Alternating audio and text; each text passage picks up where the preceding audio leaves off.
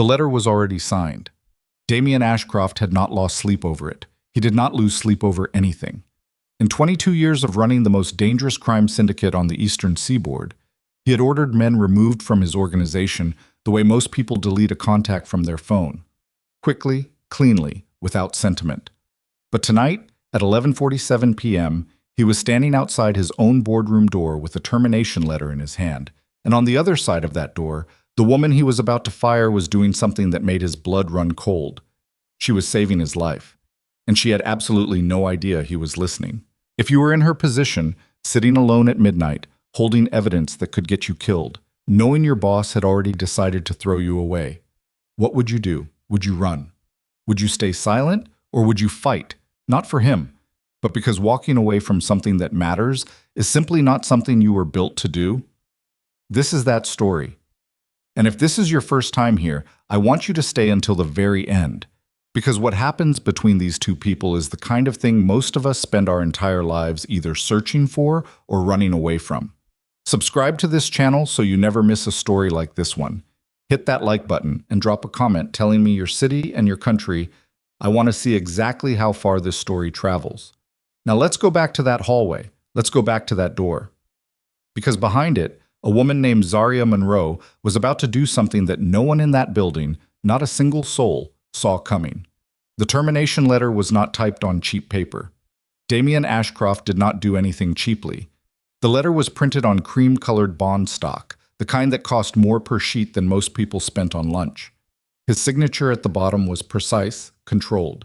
2 sharp letters followed by a flat horizontal line, the way a man signs his name when he has long since stopped hoping anyone will remember it warmly. He had written it 3 times before he got it right. The first draft was too formal. The second sounded almost apologetic, which he crossed out in disgust.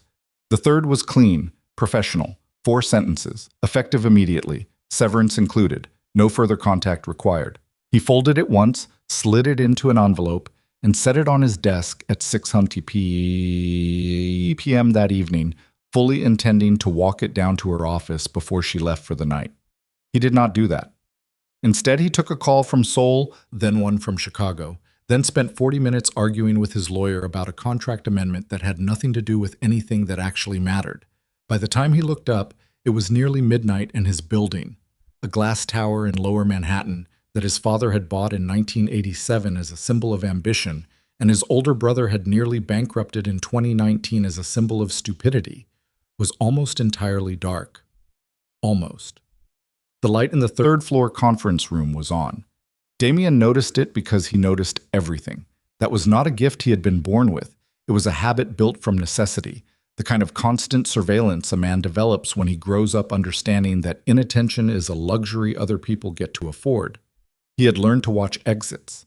He had learned to listen for pauses in conversations that lasted a half-second too long.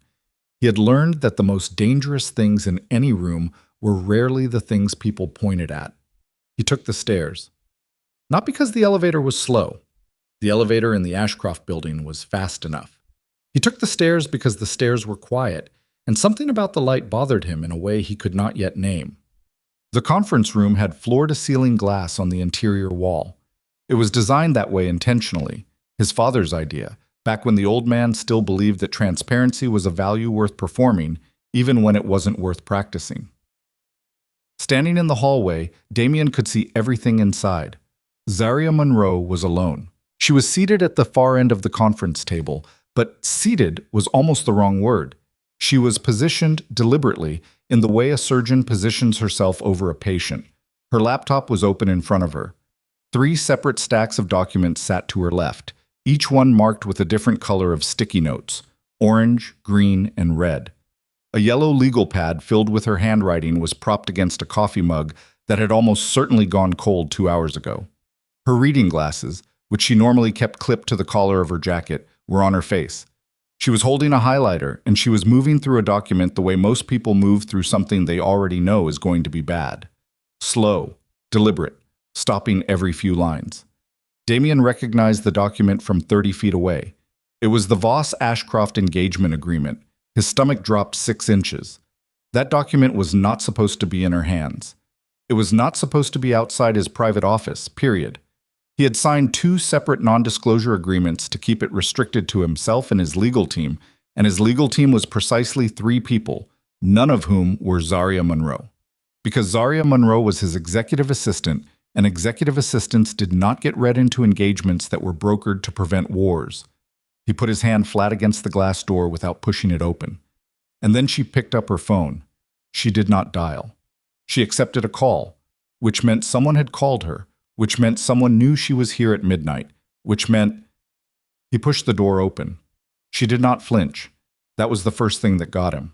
He had opened the door with more force than necessary, fully expecting the sound to startle her, fully expecting the particular kind of guilt that spreads across a person's face when they know they've been caught with something that isn't theirs.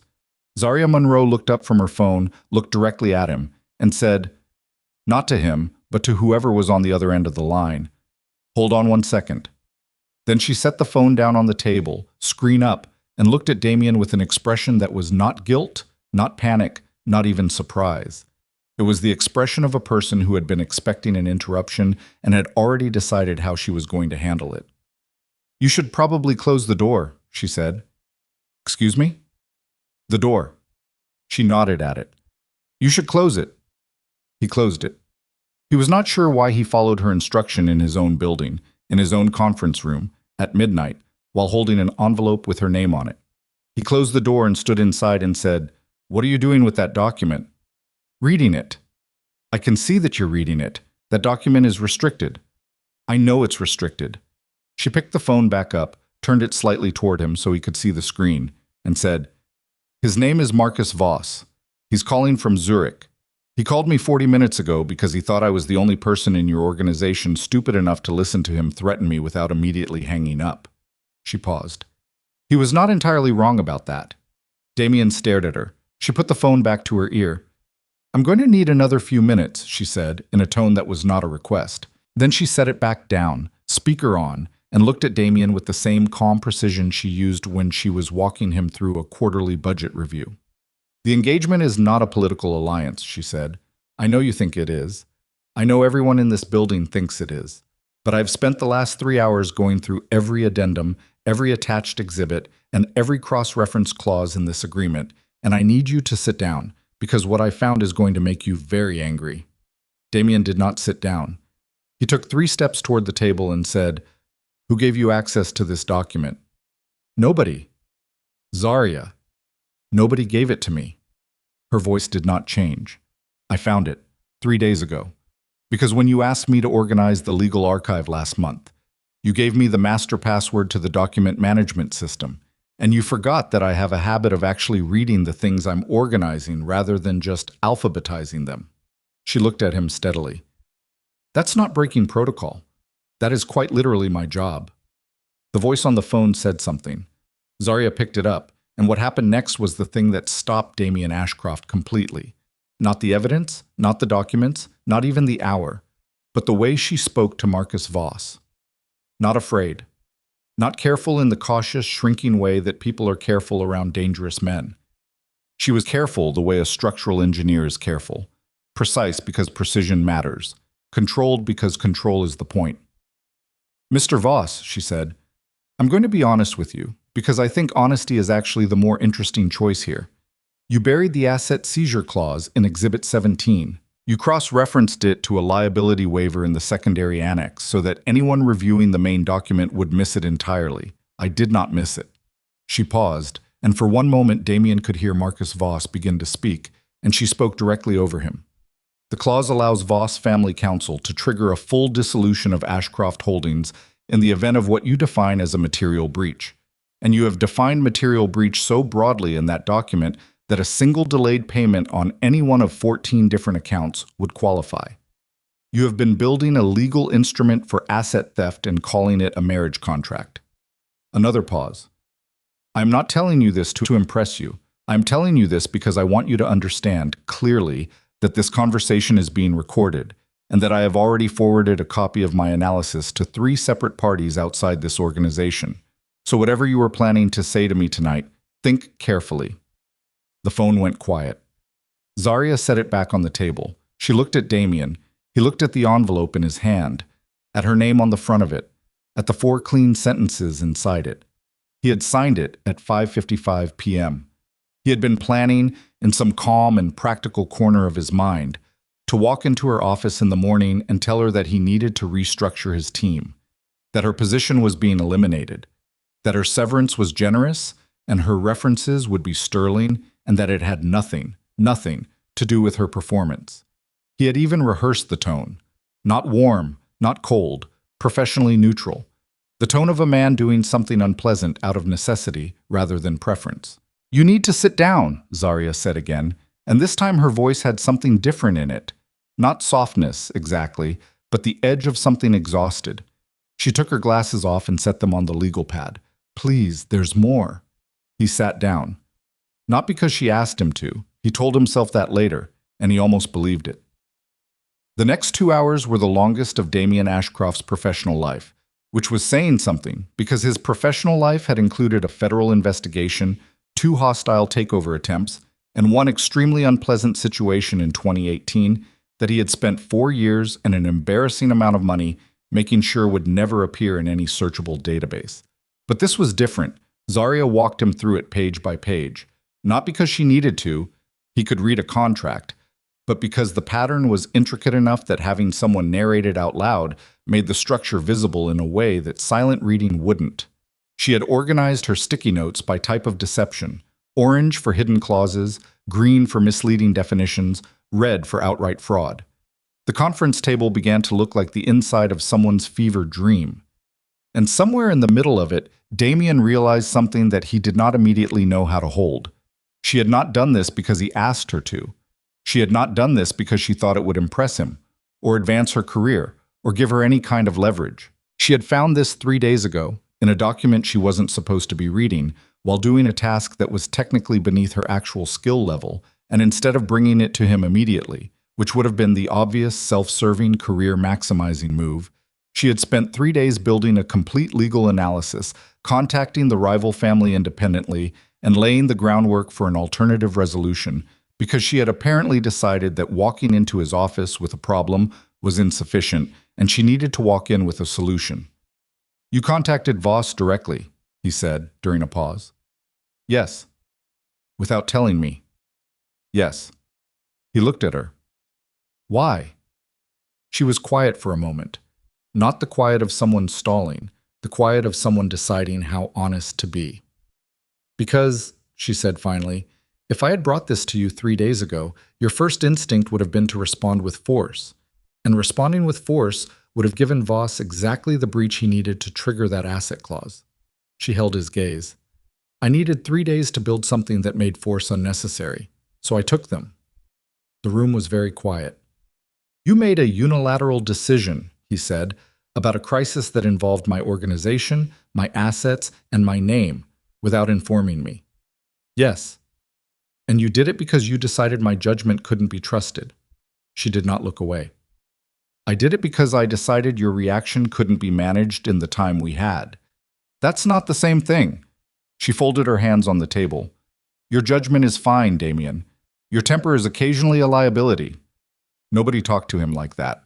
Nobody in his organization, nobody in his family, nobody who had ever sat across a table from him in a professional capacity had looked him in the face and told him that his temper was occasionally a liability. He should have been furious. He was furious. He was also, underneath the fury, in a place he didn't examine out loud, something else entirely. He thought about the envelope. He thought about the 4 sentences inside it. He thought about the way he had written them, cleanly, efficiently, without sentiment, as an act of protection. He had told himself that for 3 days, through every moment of doubt, he was protecting her. The Voss family had identified her, or she had been flagged somehow in intelligence he'd received 8 days ago, as the person inside his organization who posed the greatest risk to their plan. Not because she was a threat, but because she was the one person whose removal would destabilize him most completely. Removing her first, he had reasoned, made her a non-target. It made her safe. He had written her termination letter as an act of love. He understood now, sitting in a conference room at 2 a.m, with the evidence of her 3-day solo investigation spread across the table between them, that it was also one of the stupidest things he had almost done.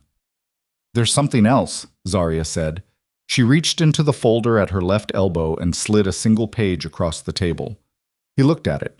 Then he looked at her. She nodded, once, the way she nodded when she was confirming something she wished weren't true.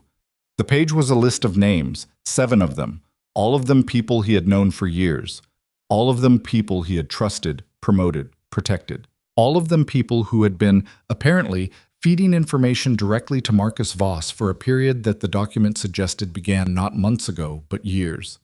His hands were flat on the table. "How did you get this?" he asked. "The daughter," Zarya said. "Elena Voss. She's 24 years old, and she's been told since she was 19 that she is going to marry whoever her father points her at for the good of the family. She called me this afternoon." A beat.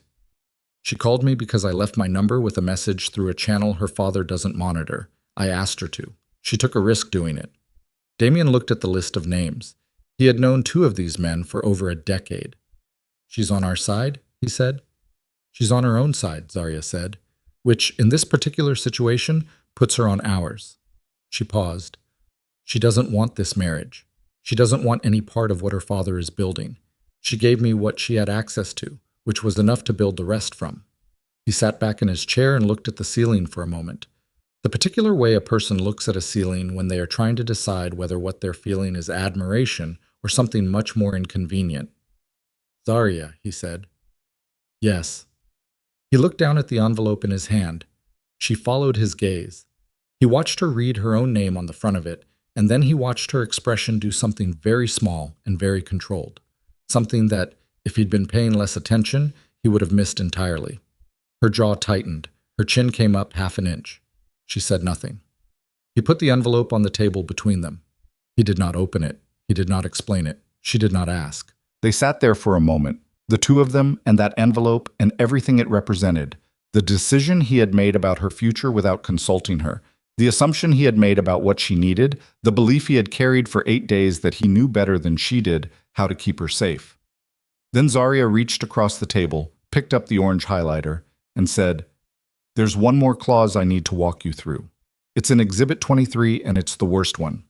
Damien pulled his chair closer to the table. He left the envelope where it was. Exhibit 23 was 11 pages long. Damien read it twice.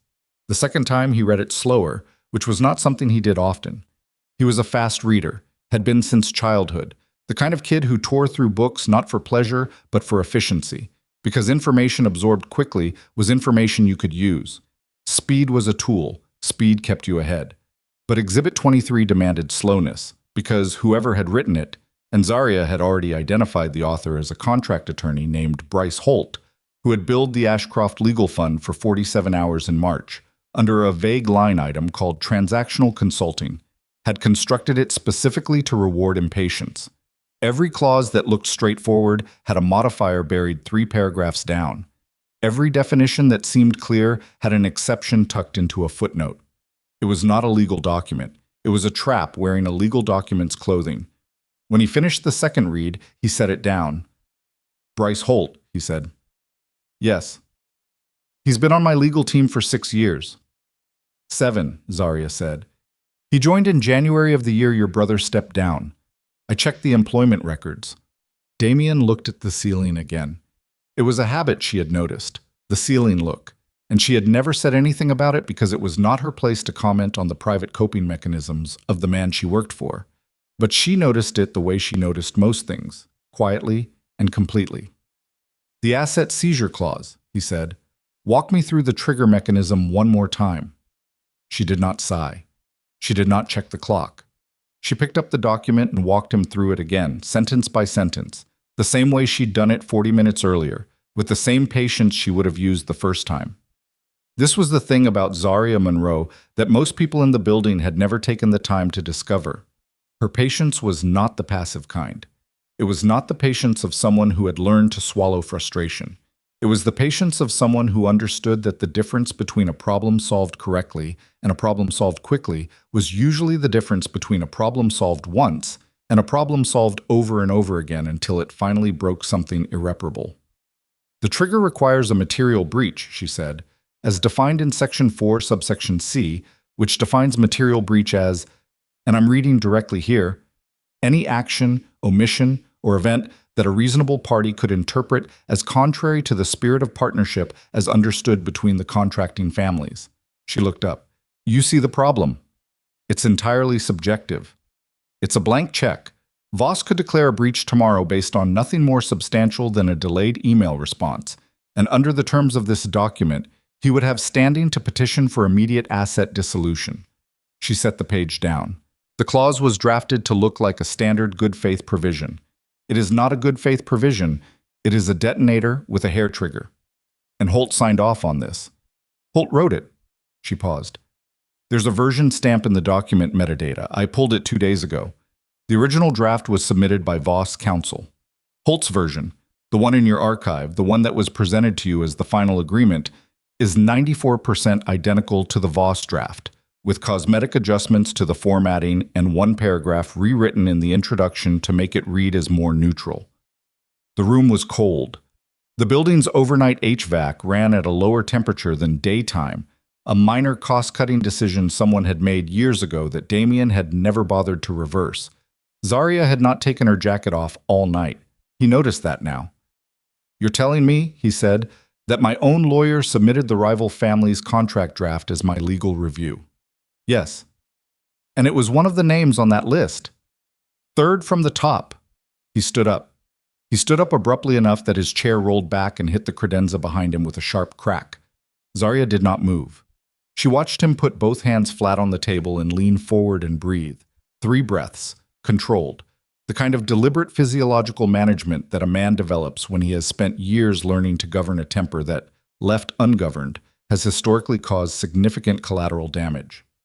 How many people know about this document right now? He said. Outside this room. The 3 parties I mentioned on the call with Voss. Who are they? I'm not going to tell you that yet. He looked up from the table. Excuse me. I'm not going to tell you that yet, she said again, and her voice was level, but there was something in it, a steadiness that was not quite defiance and not quite apology, but something located precisely between the two. Because if you know who they are right now, tonight, in this room, with your hands on that table and that look on your face, your first move is going to be to call them directly. And calling them directly at 2:30 in the morning is going to signal to anyone monitoring communication channels that something has changed. Voss has someone watching your call logs. Holt has access to your phone records through the firm. She kept her eyes on him. I need you to wait until morning. I need you to act normal for 6 more hours. I know that is an extremely uncomfortable request. The silence stretched. He straightened up, rolled his sleeves down, picked up his jacket from the back of the chair next to him. He had shed it somewhere in the second hour without registering that he'd done it. You've been managing this, he said. I've been containing it. For 3 days. Yes. While sitting in your office, while answering my emails, while scheduling my Thursday calls and rescheduling my Friday lunch and sending the revised agenda for the sole debrief. Yes. He stared at her. You are either the most composed person I have ever employed, or you were genuinely not afraid. Something flickered across her face, there and gone in under a second, but he caught it, because he had been watching her closely enough by then that he was catching everything. I was afraid, she said. I am afraid. I've been afraid since 11:30 on Tuesday night when I finished reading Exhibit 17 for the 3rd time and understood what I was actually looking at. She picked up her cold coffee mug and set it back down without drinking from it. Being afraid and acting afraid are 2 different things. I can't afford the second one right now. He sat back down, not with the same energy he had stood with, slower, quieter, the kind of sitting down that happens when something inside a person recalibrates. They worked until 4 in the morning. Zarya walked him through the alternative agreement she had begun drafting, the one she and Elena Voss had sketched the framework of during a 90-minute call the previous afternoon. It was rough. It had gaps. But the architecture of it was sound, and the architecture of it was hers, constructed from the same careful precision she brought to every task she had ever been assigned, except this one had not been assigned. This one she had picked up off the floor because no one else was in the room to do it. Around 4:15, he asked her something. He asked it without looking up from the document he was reviewing, in a tone he intended to sound casual, which it did not quite achieve. Did you think about leaving? He said. When you first found it. Did you consider just walking away? The pause before she answered was long enough to be honest. Yes, she said. What stopped you? Another pause. She was looking at the legal pad in front of her, at her own handwriting, at the 6 pages of notes she'd taken over the past 4 hours on top of the 18 pages she had already filled over the past 3 days. I thought about what walking away means, she said. Not the physical act of it, what it means. To decide that something is not your problem because you don't technically have to make it your problem. She tapped the pen against the pad once. I can't do that. It is not. I cannot locate that gear in myself. I have looked for it. Believe me. He looked up from the document. She was not looking at him. She was looking at her notes, and there was something in her expression that he recognized. Not because he had seen it on her before, but because he had seen it on himself, in mirrors at bad hours, in windows of cars taking him places he didn't want to go. The expression of someone who is very tired and has no intention of stopping. He should have said something. He knew he should have said something. He had the words formed, actually. A clumsy and insufficient version of what he actually meant, but words nonetheless, and they were right there. He said, "We should go over the council list again." She looked at him, just for a moment. Then she said, "Yes, we should."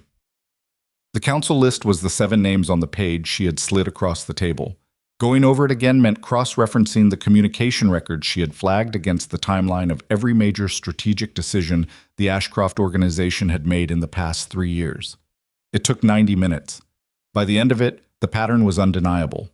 Every time Damien had shifted direction on a major initiative, Marcus Voss had responded within 72 hours with a countermove that suggested he knew not just what the decision was, but why it had been made and what the internal discussion had looked like.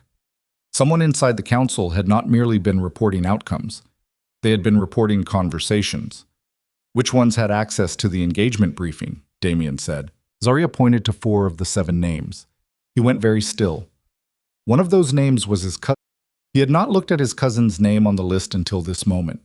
He had registered it earlier, had noted it, the way you note something you are not prepared to examine, and then moved on, the way a person moves past a door they are not ready to open. But now he was looking at it. Ren Ashcroft, 31 years old, had been at his right hand since their mid-20s, had been in the room for decisions no one outside the family was supposed to know about, had been at his mother's funeral, had been at the hospital when Damien took the bullet in 2021 that he told everyone was a car accident, had been the person Damien called. Not a lawyer, not a fixer, but a person. When his father died and the weight of everything the old man had built landed on Damien's shoulders at 2 a.m, and he didn't know if he could carry it. "He's on here," Damien said. It was not a question. "Yes," Zarya said. "You're certain?" She did not answer immediately, and he respected her for that, for not rushing to soften it or rush past it or paper over the difficulty of what she was about to say with false certainty. She pulled a printed page from the green folder and slid it across to him. It was a communication log. Encrypted channel, but decrypted through a method she had already explained involved a contact she had cultivated in the organization's IT infrastructure over 18 months of consistent professionalism and mutual respect. The log showed 4 separate message threads, all 4 initiated within 24 hours of confidential council sessions. All 4 sent to an intermediary number she had already traced to a Voss shell company in Luxembourg. Green's account ID was on every one of them. Damien sat with the page in front of him for a long time. Zarya said nothing. She understood, in the specific way she understood most things, that there was nothing to say. This was not a moment that wanted words. This was a moment that wanted to exist as itself, ugly and undeniable, without anyone trying to make it easier by talking around it. He set the page down. "Okay," he said. 1 word. But the sound of it, not angry, not broken, something compressed and precise in the way that only the things we cannot afford to feel in the moment sound, told her everything about what it cost him to say it. They were still sitting there when Damien's phone rang. Not his work line. Not the encrypted cell he used for council communications. His personal number, the one known to perhaps 12 people on Earth. He looked at the screen. Ren Ashcroft. He looked at Zarya. She had gone perfectly still, the way a person goes still when they are processing threat and trying not to show it.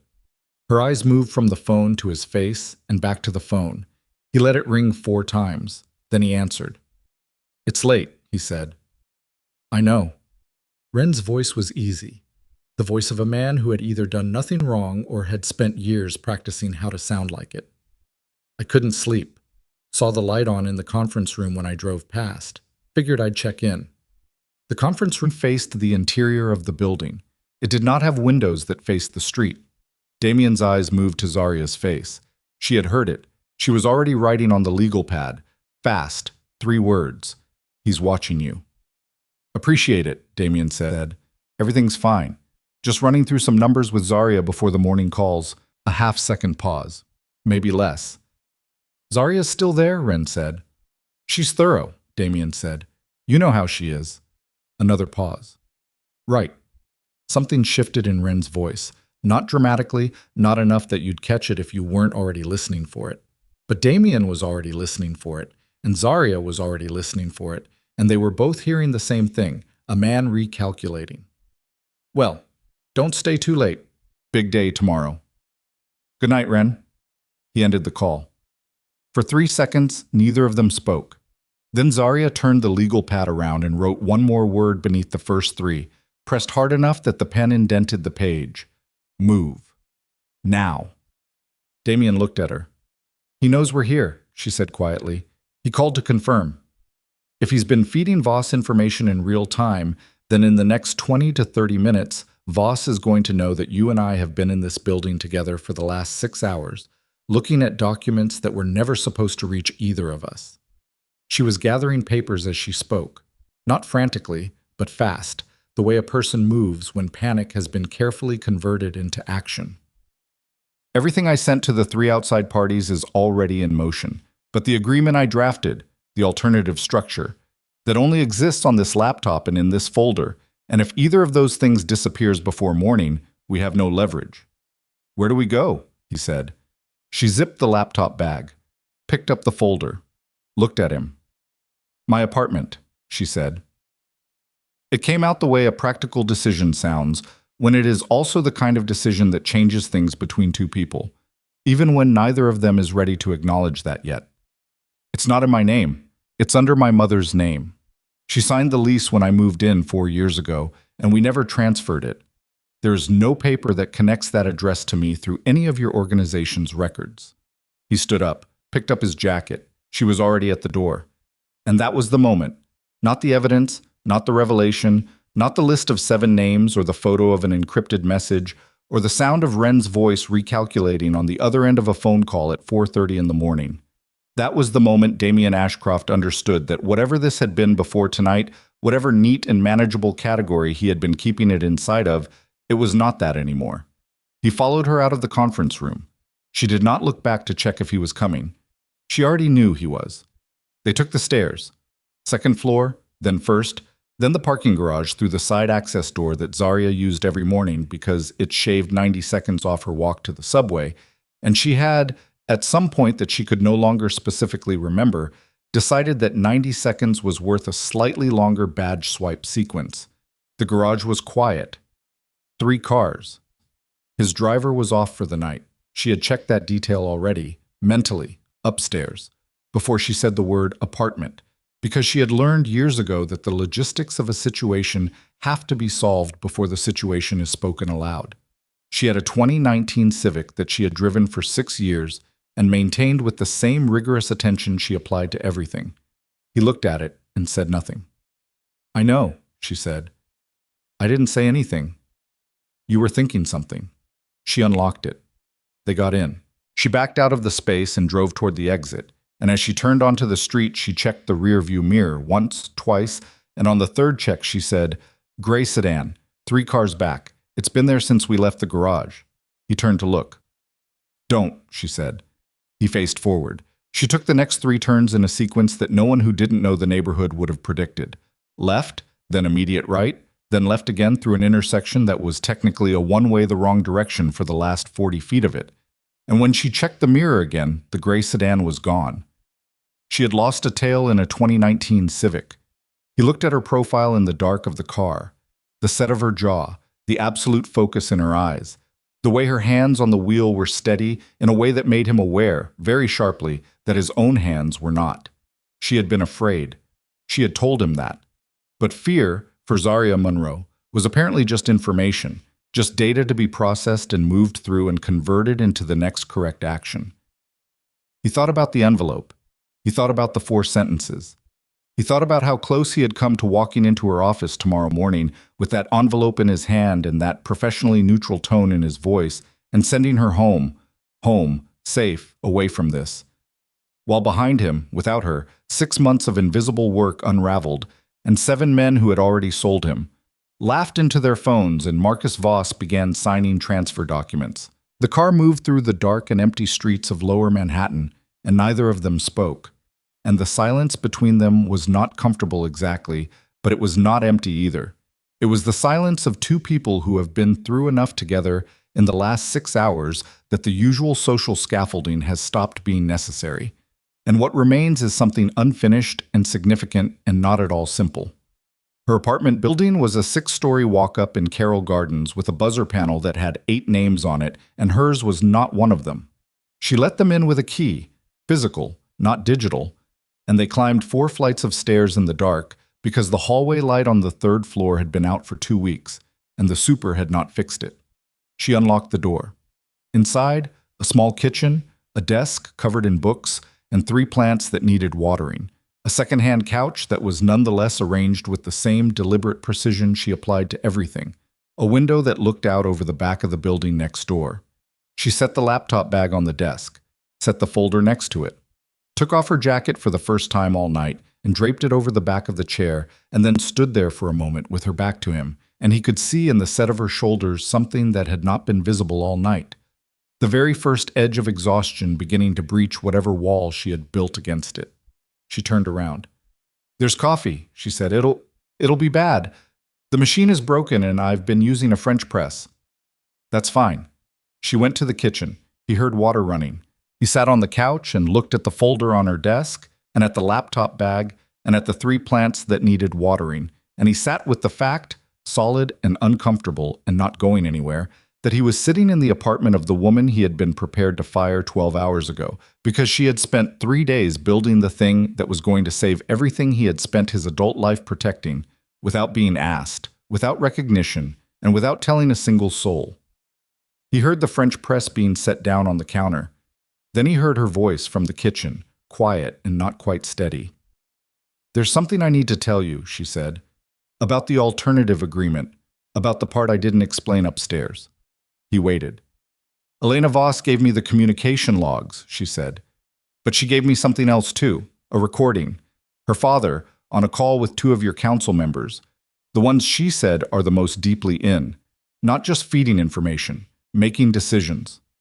A pause, and in the pause he could hear the French press being depressed slowly, the small domestic sound of it enormous in the quiet. The recording includes a conversation about a timeline, Voss's timeline for the marriage, the asset trigger, the dissolution. Another pause. And it includes a conversation about what happens to the people in your organization who become, the word he uses is inconvenient, once the transfer is complete. She came to the kitchen doorway. She was holding 2 mugs. Her face was controlled, but her eyes, which were dark and direct and had been steady all night through everything, were telling him something different than her face was. "He has a list," she said. "Voss does. People in your organization who he intends to remove after the transition." She crossed the room and set 1 mug on the coffee table in front of him. She did not sit down. She stood there holding her own mug with both hands and looked at him and said the last part quietly. "The way you say the part that you have been carrying alone for 3 days and have not figured out how to put down." "My name is on it," she said. He didn't move for a long time.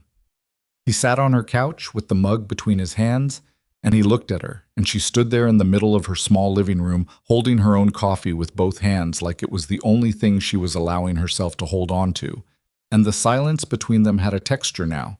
Not the silence of 2 people deciding what to say, but the silence of one person who has just handed something very heavy to another person and is waiting to see if they drop it. He did not drop it. "How long have you known?" he said. "Since yesterday afternoon. Elena sent the recording at 4:12 p.m. I was sitting at my desk. I had just finished your 3:30 calendar confirmations." She said this without irony, but it landed with the weight of something ironic anyway. The image of her sitting at her desk, confirming his lunch meetings while listening to a recording of a man discussing her elimination. I listened to it 3 times to make sure I was hearing it correctly. And then you kept working. And then I kept working. He set the mug down on the coffee table. He set it down carefully, which was not how he felt. Zarya, I don't need you to say anything about it right now, she said. Her voice was steady. Not the performed steadiness of someone suppressing panic, but the genuine steadiness of someone who has already had their private panic, alone, at 4 in the afternoon in an office that nobody was paying attention to, and has since moved through it. What I need is for us to focus on what happens in the next 6 hours, because the window we have is narrow and it is closing. You should have told me immediately. She looked at him. You had an envelope with my name on it that you were planning to hand me in the morning. Telling you immediately that my life was in danger would have accelerated that decision, not reversed it. A pause. I needed to build the case first. I needed you to see the whole picture before you knew that part of it.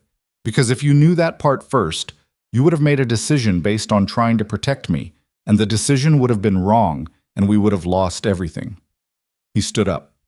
Not from anger, from the specific, uncomfortable energy of a man who needs to move, because sitting still with something true is physically intolerable. He walked to her window, looked out at the back of the neighboring building, the dark windows, the fire escape running in a diagonal line down the brick. Who else is on the list, he said. 6 others.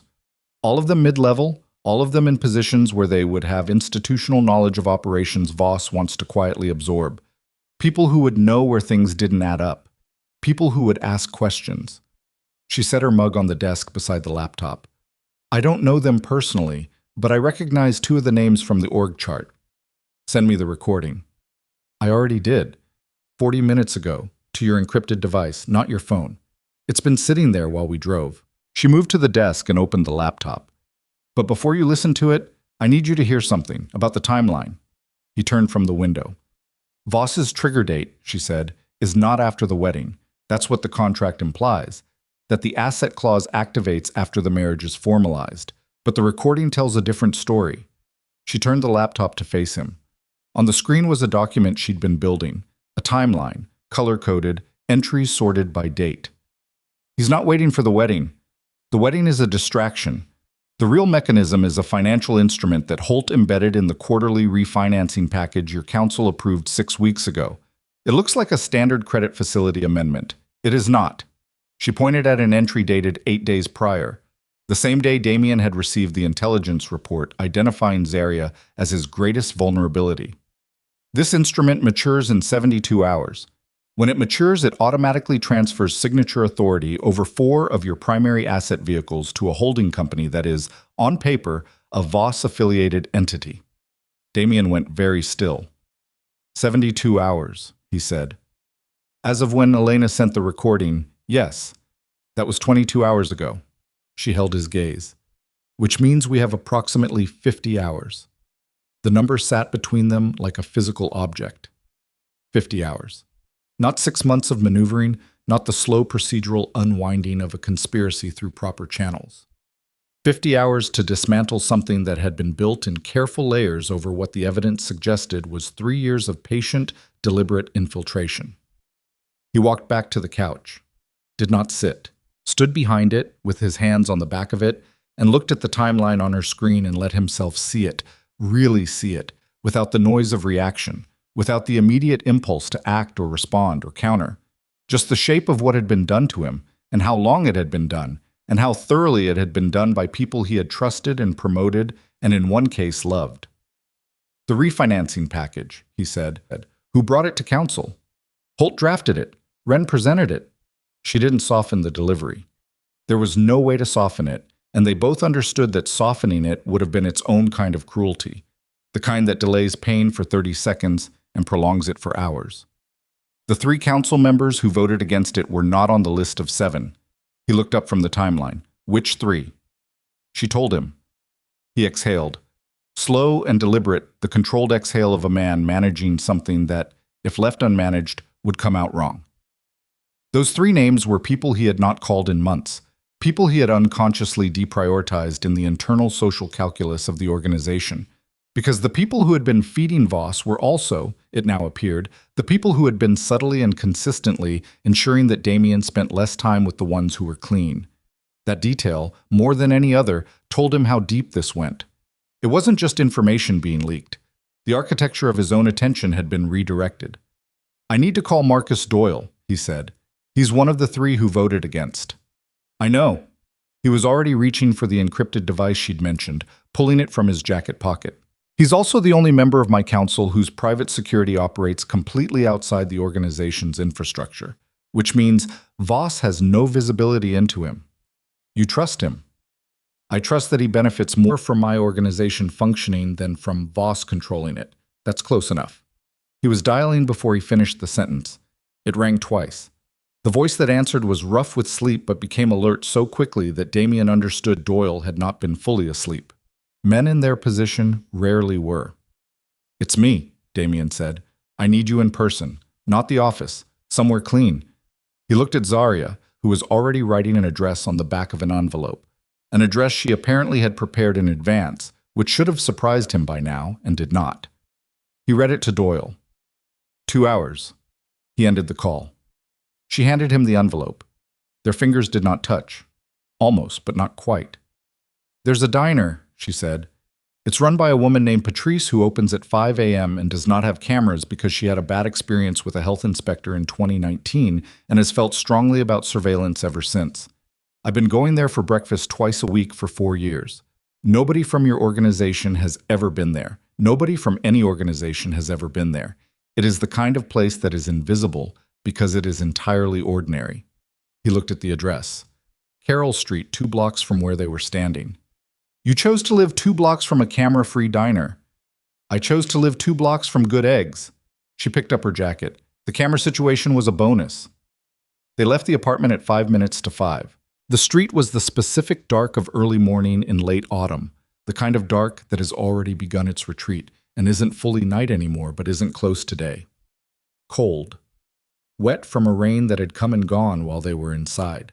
The sidewalk reflected streetlights in long orange smears.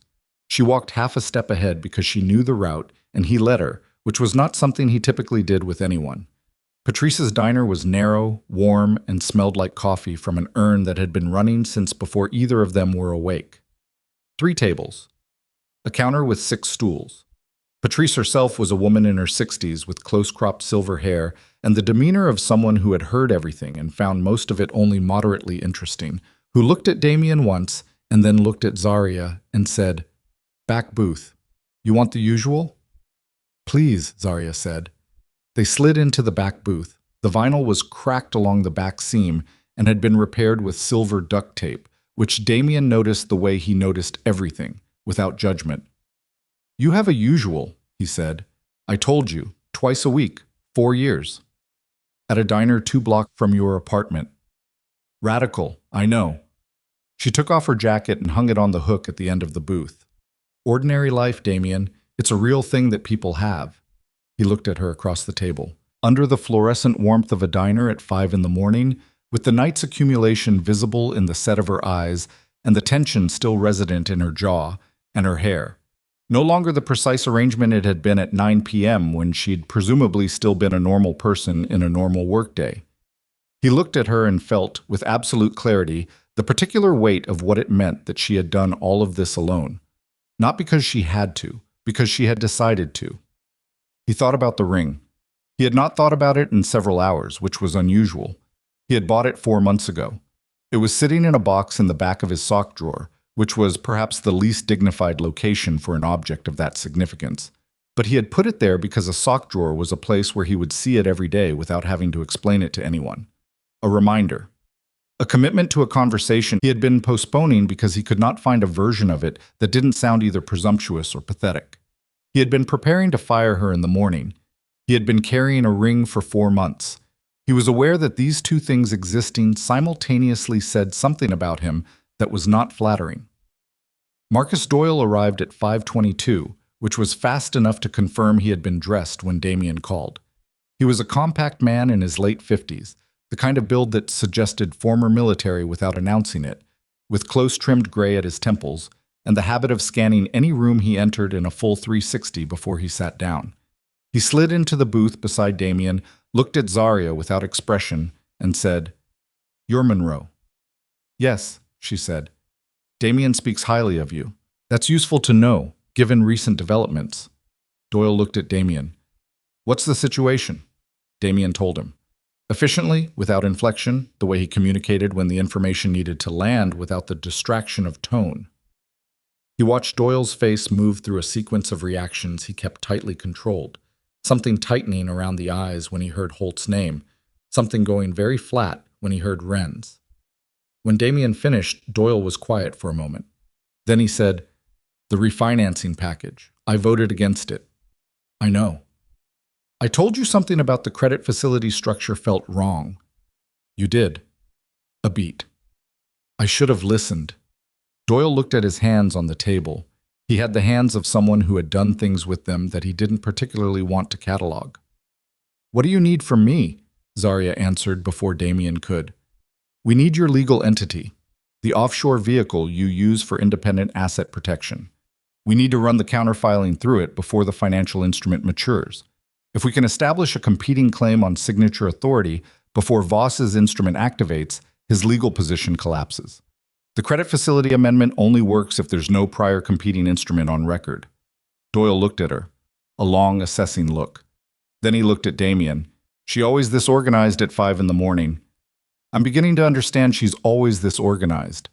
I'll need a lawyer present, mine, not Holt." "Obviously not Holt," Zarya said.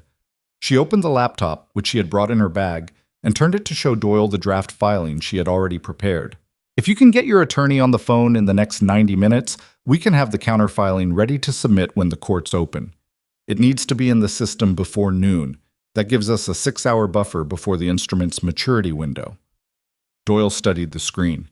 He had the reading speed of someone trained to process documents quickly, and he moved through the draft without asking her to explain it, which told Damien something about him that he had not fully known before this morning. "The standing argument," Doyle said. "It relies on the original partnership agreement from 2009. "Yes. That document has a contested amendment attached to it. Holt's work, 2021. "The amendment is invalid," she said. "I can prove it was executed without proper board consent. I have the original meeting minutes, actual minutes, not the revised version Holt submitted to the archive 2 months later. Elena pulled them from her father's private files. He kept them because he intended to use them as leverage if Holt ever became inconvenient." She paused. "He did not anticipate that I would find a way to access them before he did." Doyle sat back. He looked at Zarya Monroe, the way people look at something they have incorrectly categorized and are now recalibrating around. It was not a comfortable look exactly, but it was a respectful one. "All right," he said. "Let me call my lawyer." He pulled out his phone and moved to the counter. In the booth, alone, Damien and Zarya sat with the brief quiet of two people who have just executed the first move of a plan that now has to work. "You had all of this ready," he said. "The counterfiling, the meeting minutes. You prepared all of this before you knew whether I would even—" "Yes, you prepared it without knowing if I would go along with it, without knowing if I'd believe you, without knowing if I'd be the same problem as everyone else." She looked at him steadily. "I prepared it because the situation required it to exist. Whether you believed me was a separate problem I was going to deal with when I got to it." She picked up her coffee. "I got lucky that you were standing in the hallway." "That wasn't luck. That was you staying late on purpose." Something shifted in her expression. Brief, involuntary, the kind of shift a person makes when they've been seen more clearly than they planned to be. "I knew you'd gotten word from your intelligence contact," she said, 8 days ago. "I could tell from the way your schedule changed. You cleared 3 meetings you would normally never clear, you had 2 calls with your personal security team, and you changed the pass protocol on the 3rd floor archive." She set the cup down. "I knew you were preparing to do something you considered protective. I didn't know exactly what, but I knew I needed to be further along than I was before you did it." He looked at her for a long moment. "You outmaneuvered me," he said. "I outtimed you," she said. "There's a difference. You're not easy to maneuver. You just move fast when you're afraid, and fast isn't always right." Before he could respond, Doyle came back to the table. He sat down and put his phone face down on the table and said, in the specific tone of a man delivering news he wishes he didn't have. I reached my attorney. He's pulling the relevant documents now. He can be at his office by 8. A pause. He also told me something that he heard last night through a contact at the courts. A competing injunction was filed yesterday evening, 5:30 p.m. Another pause. Heavier this time. It's filed against any counterclaim on the Ashcroft asset vehicles. Preventative injunction, designed to block exactly the move we're talking about. Zaria's hands, which had been resting flat on the table, went very still. "Who filed it?" she said. Doyle looked at her, and then at Damien, and the look said something before his mouth did. "The filing lists the claimant as a representative of the estate," he said. "A family member with direct standing to petition on behalf of Ashcroft organizational assets." He paused for the last time. "It was filed by your brother Damien, James Ashcroft. He filed it from Seoul, through a law firm with documented ties to 3 Voss subsidiaries and the contact information on the filing lists a Voss shell address as his registered agent." The diner was very quiet. Damien did not move, did not speak, did not do any of the things that a man who has just been told his brother, his dead brother, as far as the last 3 years of public record were concerned, the brother whose funeral he had stood at, whose eulogy he had written, whose absence he had carried, did not do any of the things that a man discovering that his brother is alive and working against him might cinematically do. He sat there. He sat there with the information and the coffee and the cracked vinyl booth, and his face went through something that was not quite readable as any specific emotion because it was all of them simultaneously, compressed into an expression that Zaria had never seen on him before and would not see again. The expression of a man who has just discovered that the ground he has been standing on for 3 years was never solid. She reached across the table and put her hand flat on the back of his. Not gently, not romantically, but the way you put your hand on something to say, "I am here. This is real. Keep breathing." He looked down at her hand. Then he looked at Doyle. "When was the filing entered into the system?" he said. His voice had changed. Not broken. Compressed. The voice of something going very interior. 5:47 p.m. yesterday, Doyle said. Damien looked at Zaria. She was already doing the calculation. He could see it in her face, the rapid interior processing of a timeline being revised. "That was before Elena sent the recording," she said. "Before I knew about the maturity window. Before I had the counterfiling framework built." She was sitting very straight. "He moved before we had anything to counter with, which means he knows the timeline," Damien said. "He set the timeline," she said. Not loud, almost quiet. "James isn't working for Voss, Damien. The filing contacts, the shell company, the registered agent, those aren't evidence of an alliance. Those are evidence of infrastructure. Voss didn't bring your brother in. Your brother built the operation and brought Voss in." She held his gaze, and her eyes were doing the thing they had done in the apartment, telling him something her face was trying to control. "Marcus Voss is not the architect. James is." The silence that followed was total. Outside the diner window, the first gray light of morning was beginning at the edges of the sky. Not dawn yet, but the intimation of it, the moment when darkness stops being absolute and starts being merely dark. Doyle picked up his coffee, set it down, picked it up again. Zaria did not remove her hand from Damien's. He did not remove it for her.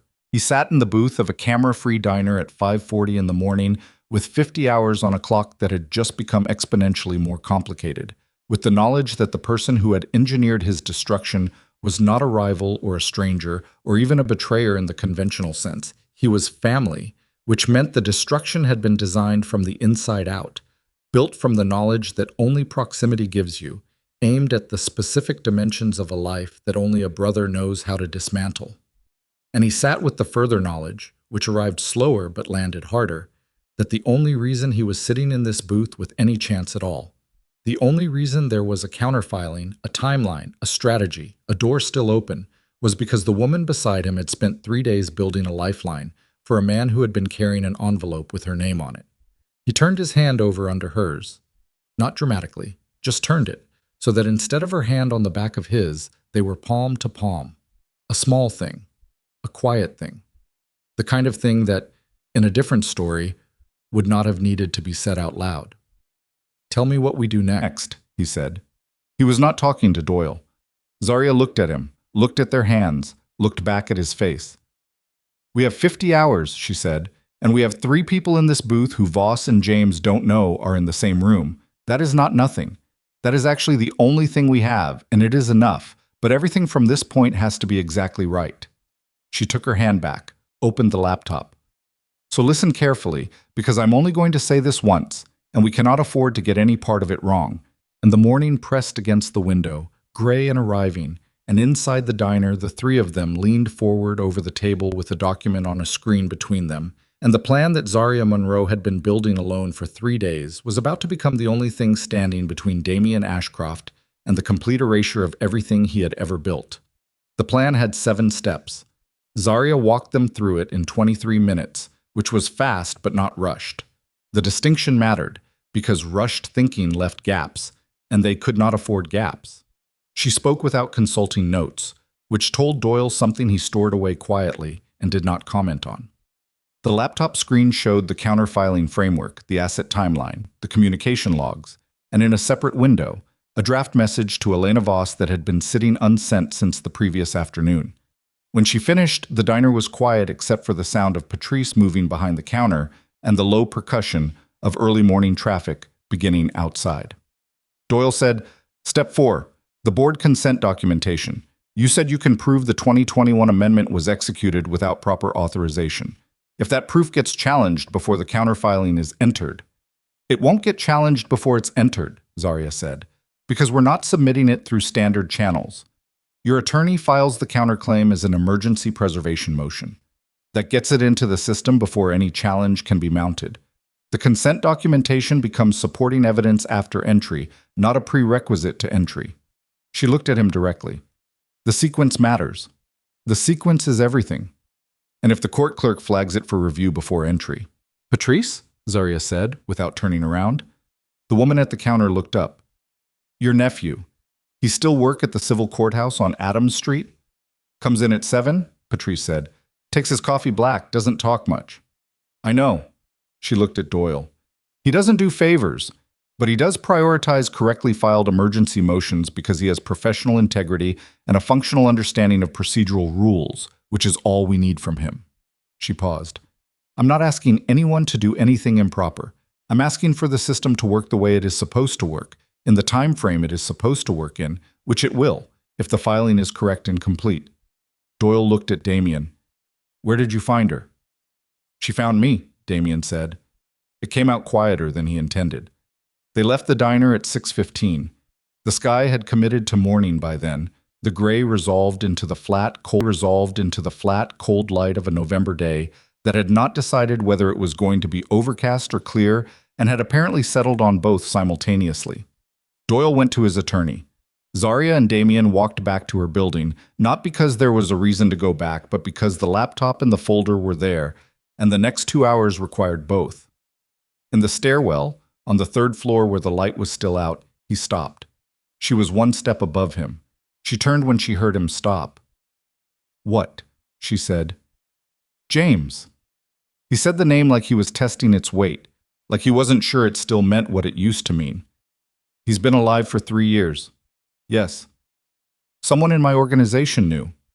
"At minimum, the 4 council members on Voss's list, probably more." She paused. "The funeral was real. I pulled the filing records 2 hours ago from my phone. There is a death certificate. There is a burial record." The certificate was issued through a medical examiner's office that has since had 3 of its senior staff quietly replaced. She looked at him in the dark stairwell, the only light the faint gray from the window at the landing above. "He built his own death, Damien. That takes time and money and cooperation. He did not do this impulsively. He planned it before your father died, possibly before your father got sick." He looked at her. "How long have you suspected?" She was quiet for a moment. "There was a discrepancy in the estate filing," she said, "from 2021. A disbursement to an entity I couldn't identify. I flagged it internally, and it was explained away as a legal fee. I noted it and moved on because at the time I had no context for it." She paused. "When I found the engagement documents and started building the timeline, the disbursement fit. I did not want it to fit, but it did." "You suspected my brother was alive and you didn't tell me." I suspected a discrepancy suggested something I couldn't yet prove, and I chose not to tell you a theory that would have destroyed you before I could offer you anything to do about it. Her voice did not waver. I will not apologize for that order of operations. He stood in the dark stairwell and breathed. She waited. Okay, he said. The same word he had said in the conference room about Ren's name on the list. The same compression, the same cost. They went upstairs. At 7:45, Doyle's attorney called to confirm the emergency motion was drafted and ready to file. At 8:02, Zarya sent the unsent message to Elena Voss. At 8:17, Elena responded. At 8:19, Damien's encrypted device showed a new message from an unknown number. 9 words. You should have stayed out of the archive, Miss Monroe. He showed her the screen. She read it, looked at the timestamp. They know we're moving, she said. How? Holt. She was already typing. He has monitoring access to the document management system. If he checked the audit log this morning and saw my access patterns from the last 3 days. She stopped typing, looked at the screen. The counterfiling. We need to accelerate. Call Doyle. Tell him to file now, not when the court's open, the moment his attorney walks in the door. Damien was already dialing. What happened in the next 40 minutes happened fast, in the way that things happen fast when multiple forces are moving simultaneously, and the overlap of their timelines produces a kind of violent compression, not dramatic in the way that movies typically render speed, but relentless in the way that real urgency is relentless, which is without pause, and without the relief of clean transitions. Doyle's attorney filed at 8:51. At 9:03, Holt's firm filed a blocking motion. At 9:07, the court's automated system flagged the conflict for review. Patrice's nephew, who arrived at 7 and took his coffee black and did not do favors, looked at 2 correctly filed competing motions and applied the procedural rules he had spent 11 years learning and entered Doyle's motion into the active docket at 9:14 because it had been filed first and was correctly formatted, and he was, as Zarya had said, a man of professional integrity. Zarya was standing in the middle of her small living room with the laptop open on the desk and her phone to her ear when she got the confirmation. She looked at Damien, who was standing by the window, still in yesterday's clothes, running on no sleep and bad coffee, and the specific adrenaline of a person who has been in controlled crisis for long enough that the adrenaline has stopped feeling like adrenaline and started feeling like air. She said, "It's in." He exhaled. It was not relief, not yet. It was the very first evidence that the plan was structurally sound, which was different from the plan being complete. But it was something. It was the first something they had that was entirely theirs. His phone rang. Not the encrypted device, his personal number. The screen said, James. He stood there for 3 seconds looking at it. 3 full seconds, which was a long time to stand looking at a ringing phone, long enough for Zarya to cross the room and stand beside him and see the screen and make no sound whatsoever, not even a breath. He answered. James, he said. The voice on the other end was familiar and entirely unfamiliar simultaneously, the way a room you grew up in looks when you return to it after someone has changed all the furniture. The timbre was his brother's. The cadence was his brother's. But something underneath it had been replaced with something Damien had no previous experience hearing from that voice. Calculation. You filed this morning, James said. Not angry. Conversational. The tone of a man who has many contingencies and has just watched one of them activate. That was faster than I expected. I've had good help. A pause. Monroe. Not a question. She's more than you realize.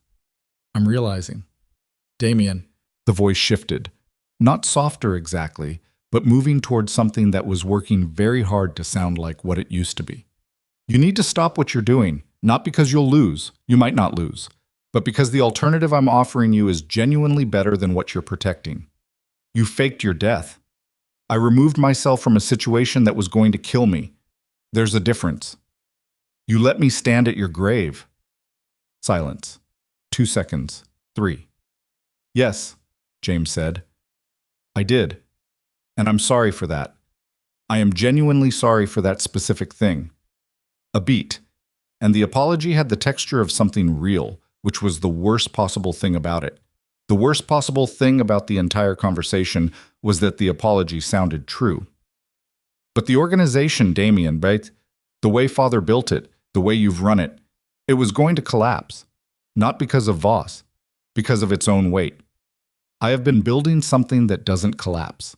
I need you to step aside and let me finish it. You built it on my foundation.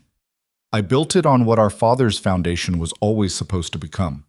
His voice tightened, the first sign of something beneath the calculation. He told me, before he died, what he actually wanted. Not the empire, not the fear. Something that could last. He told me because he knew you'd run it the same way he did, and he was right, and I need you to… Stop. Damien's voice did not rise. It went in the opposite direction, which was more dangerous.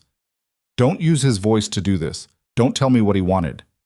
Damien, the people on your list, Damien said, the ones you intend to remove after the transition. Was Zarya's name always on it, or did she make it by finding you? The pause that followed lasted long enough to answer the question before James did. She made it, James said quietly. 2 days ago, when she contacted Elena. Another pause. I don't want to hurt her. I want you to understand that. Her being on that list was a contingency, not a preference. Her being on that list, Damien said, is the last thing you get to use as a contingency. His voice was still quiet. Quiet the way a controlled burn is quiet before the wind shifts. Pull your blocking motion. Withdraw the injunction. Give me 48 hours to dismantle what Holt embedded in the refinancing package, and in return, I will not take to the Ashcroft Council the recording of you and 2 of my senior advisors planning the liquidation of an organization whose membership trusts you to be dead. James made a sound. Not quite a laugh. Not one. You're threatening me with a family council vote. I'm telling you your plan has a structural flaw, Damien said. You built the asset transfer on cooperation from inside my organization. 7 people. 4 of them are already going to be removed from their positions by the end of today. Without them, the instrument Holt embedded doesn't have the internal authorization threshold it needs to execute. You need 6 internal votes. You will have 3. A pause. You miscounted, James. You have been inside this for 3 years, and you miscounted because you built your count on people whose loyalty you bought, and I built mine on something you apparently forgot I had. Silence. What? James said. It was the first word he had said that sounded genuinely unscripted. Come home, Damien said. That's the alternative I'm offering, not the organization the way it was, not father's structure, something different, and we build it together, in the open, without anyone else's dead body under the foundation. His jaw tightened. But if you don't pull those motions in the next 2 hours, I file the recording. I file the death certificate fraud. I file every document Zarya has spent 3 days building, and I do it publicly, and whatever you have been constructing for 3 years comes down. Not because I beat you, but because you overestimated how many people in this world will choose money over the truth when the truth is documented well enough. He ended the call. The room was silent. Zarya was looking at him. He turned from the window and met her eyes, and the look between them lasted several seconds and contained several things that neither of them had the time or the current emotional infrastructure to fully address. You didn't clear that with me, she said. No. The offer to pull back if he withdraws, I know. If he calls your bluff, it's not a bluff, he said. I meant it. She studied him. Not with suspicions, with the specific attention of someone recalibrating. You'd let him come back. He's my brother. He put my name on a list. I know. He held her gaze. That part is not negotiable. Whatever else happens, that part gets addressed. She was quiet for a moment. Then she said, the 4 council members. You said you'd remove them by end of day. That's not a small thing to execute in, she checked her phone, 9 hours. Doyle is handling the preliminary documentation. I need to call the 3 clean members now and brief them before Holt's people get to them first.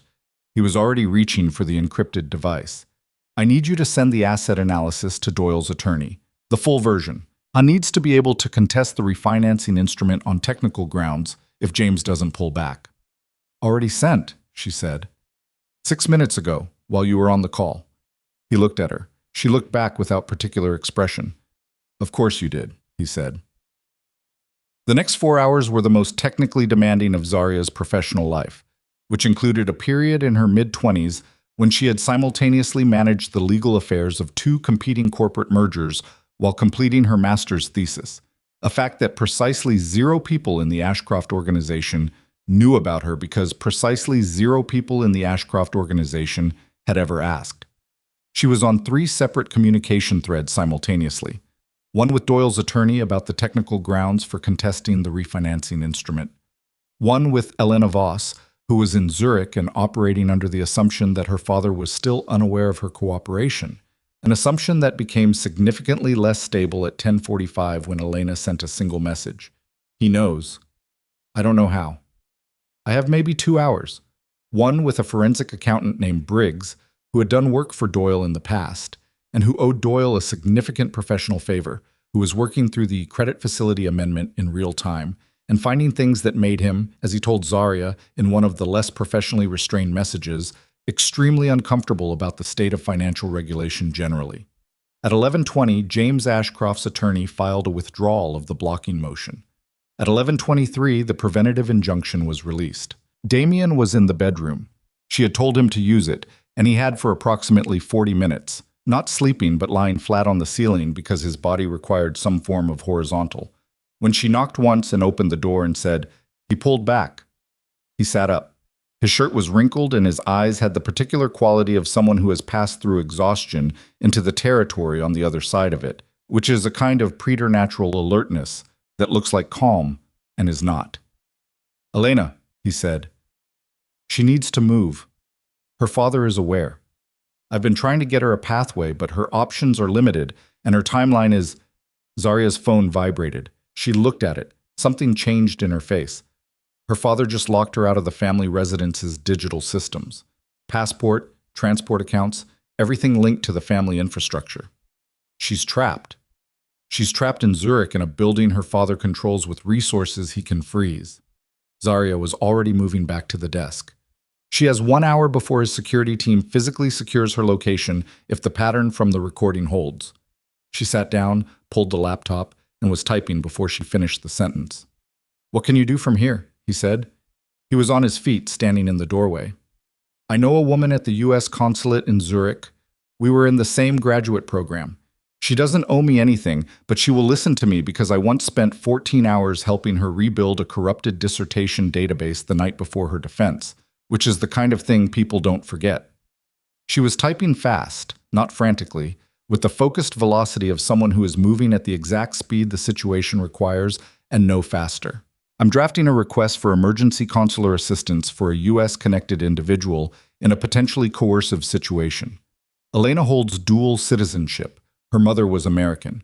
It's thin, but it's legal, and it's enough for a consulate to make a call. Do it. I am doing it. A beat, without looking up. Go call your counsel. He went. The counsel call was at noon. Damien held it from Zarya's kitchen, sitting at the small table with the encrypted device on speaker and a legal pad in front of him that he did not write on. He briefed the 3 clean members. Doyle already present, the other 2 brought in cold, their voices moving through the initial silence of men hearing something that restructures their recent past in real time. And he was direct and complete and did not soften or qualify, because the situation was past the point where softening served anyone. Marcus Reyes, the oldest of the 3, said nothing for a long moment after Damien finished. Then he said, Ren Ashcroft. Yes. His father's funeral. You gave the eulogy. You asked me to sit beside you. I remember. Another silence. All right, Reyes said. What do you need from us? The answer to that question took 22 minutes to deliver. By the end of it, all 3 men had tasks, timelines, and the kind of focused, quiet anger that in Damien's experience was significantly more reliable than loud anger because it didn't burn itself out. At 1:40 p.m., Briggs sent Zarya the completed forensic analysis of the credit facility amendment. It was 31 pages. She read it in 11 minutes, extracted the 6 most legally significant findings, and sent them to Doyle's attorney with a cover note that was 4 sentences long and told him exactly what to do with each one. At 2:03, her consulate contact in Zurich called back. Zarya took the call standing up, which she always did for calls that required full attention, a habit she had developed in her first job and never abandoned. The conversation lasted 9 minutes. At the end of it, she said, "Thank you, Dana. I owe you." Then she listened for a moment and said, "No, seriously, anything. Name it." Then she ended the call. She stood for a moment with the phone in her hand. Damien was watching from the kitchen doorway. "Elena is being escorted to the consulate now," she said. "She'll have emergency documentation within the hour. She's out." He let out a breath. "The recording," she said. "The one Elena sent me. I need to make a decision about it, and I need you to agree." She turned to face him. "Your brother withdrew. He held to the deal you offered, but the recording still exists and it still documents what he planned and what Voss planned and what your 4 council members cooperated with. The question of what to do with it is not a legal question. It's a judgment call, and it's yours, and I'm not going to make it for you." She paused. "But I need you to make it now because the window for how we handle the council exposure closes at 4 p.m. when Reyes files the removal documentation." He looked at her. She had not slept.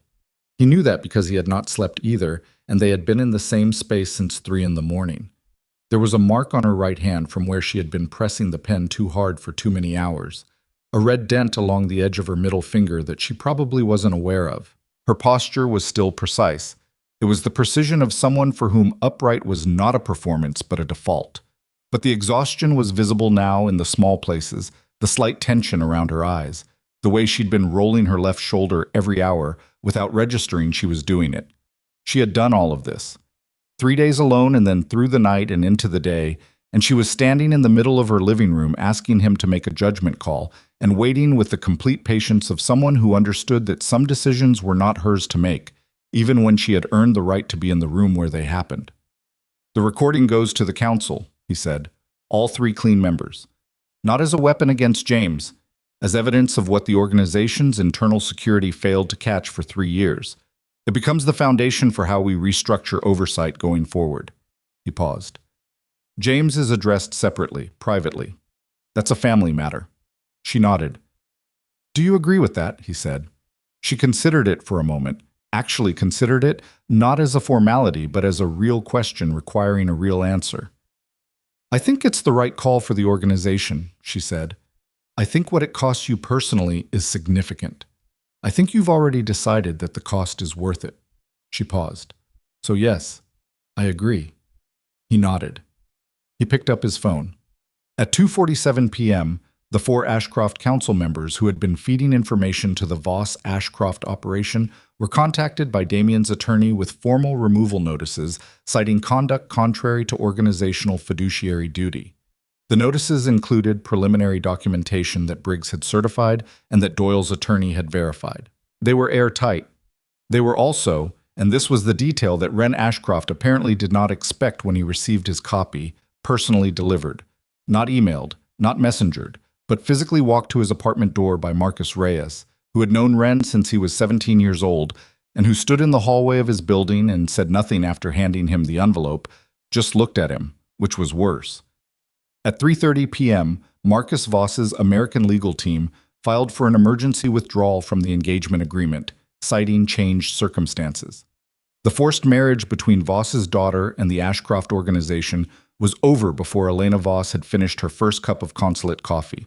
Damien was standing at Zaria's desk when the withdrawal confirmation came through. She was sitting at the desk.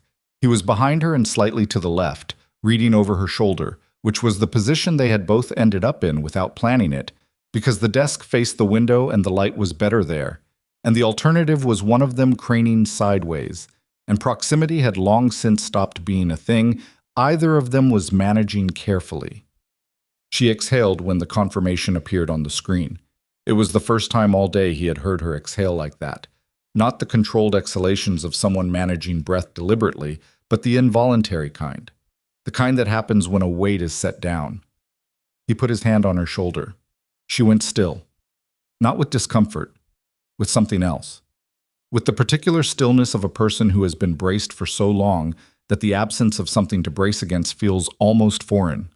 He did not move his hand. She did not move away from it. Outside the window, the afternoon had settled into the cold, flat clarity that sometimes comes in November after a difficult morning, the kind of light that shows everything without softening it, every brick and fire escape and bare branch in the clean, unambiguous relief of a sky that had finally decided to be clear. "Damien," she said. "Yeah." She did not turn around. "There's one more thing." Something in her voice, not fear. She had moved past fear 12 hours ago. Something more complicated. The refinancing instrument. Briggs's analysis confirms it can be unwound, but the counterclaim we filed this morning is temporary. It preserves the status quo for 90 days. After 90 days, the original instrument reactivates unless we have either a permanent court order or a voluntary withdrawal from the party who embedded it.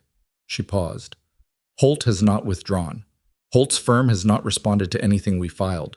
Holt himself has not been reachable since this morning. Another pause, and this one had a different texture. "Damien, Bryce Holt left the country at 7:42 this morning. His firm's managing partner sent Doyle's attorney a message 40 minutes ago disavowing any knowledge of the credit facility work. They are cutting him loose." She finally turned in the chair and looked up at him, and her eyes were doing the thing again, telling him something she was trying to control. He didn't run because of the filing. He ran because someone told him to. Someone who knew this morning that our counterfiling had succeeded and that Holt was now the most exposed person in the entire operation. She held his gaze. "James told him to run, before he withdrew the blocking motion, before he accepted your deal." Her voice was steady and quiet, and delivered the next sentence like a verdict. "Your brother protected your enemy's exit before he agreed to come home." The hand on her shoulder did not move. His breathing was even. His eyes were not. "Which means," she said, "that in 90 days, when the temporary counterclaim expires, we have no legal instrument blocking the asset transfer. Holt is gone, and the only person withstanding to unwind the original filing is James," he said. "James," she said. The clarity outside the window did nothing to soften what that meant. His brother had accepted the deal, pulled back the motions, and simultaneously ensured that in 90 days Damien would need him, would have to go to him, voluntarily, and ask, or lose the organization regardless. It was not a retreat. It was a longer play. And Zarya was looking up at him with exhaustion and clarity in equal measure, and the hand on her shoulder was still there, and the 90-day clock had already started, and the question of what happened next, not just to the organization, not just to James, not just to the refinancing instrument and Bryce Holt's abandoned desk, and Elena Voss's freedom and the 7 names on a list, but what happened next between the two of them, in this room, in this quiet, with everything that had accumulated over a sleepless night and a brutal day pressing against the ordinary walls of her ordinary apartment. That question was about to be answered, whether either of them was ready or not. He didn't move his hand from her shoulder for a long moment. Then he did, slowly, and walked to the window and stood there with his back to her and looked out at the clear November afternoon and said nothing, because there was nothing to say yet that wouldn't be wrong. She let him have the silence. That was something she had learned about him over 2 years, not from being told, not from anything he had ever said explicitly, but from the accumulated observation of a person who pays attention as a matter of practice. Damien Ashcroft processed betrayal privately before he processed it out loud, and interrupting that sequence produced decisions that were faster and worse than the ones that came after it. So she sat in her chair and looked at the confirmation on her screen and waited. And the apartment was quiet around them, with the specific quiet of a space that has held too much in one day and is absorbing it slowly. He turned around. "I need to go see him," he said. "I know." "Not today." "No, not today." He looked at her. "The 90-day window. We're not going to lose it." "We're not going to lose it," she agreed. Briggs identified 3 alternative legal pathways for making the counterclaim permanent without Holt's cooperation.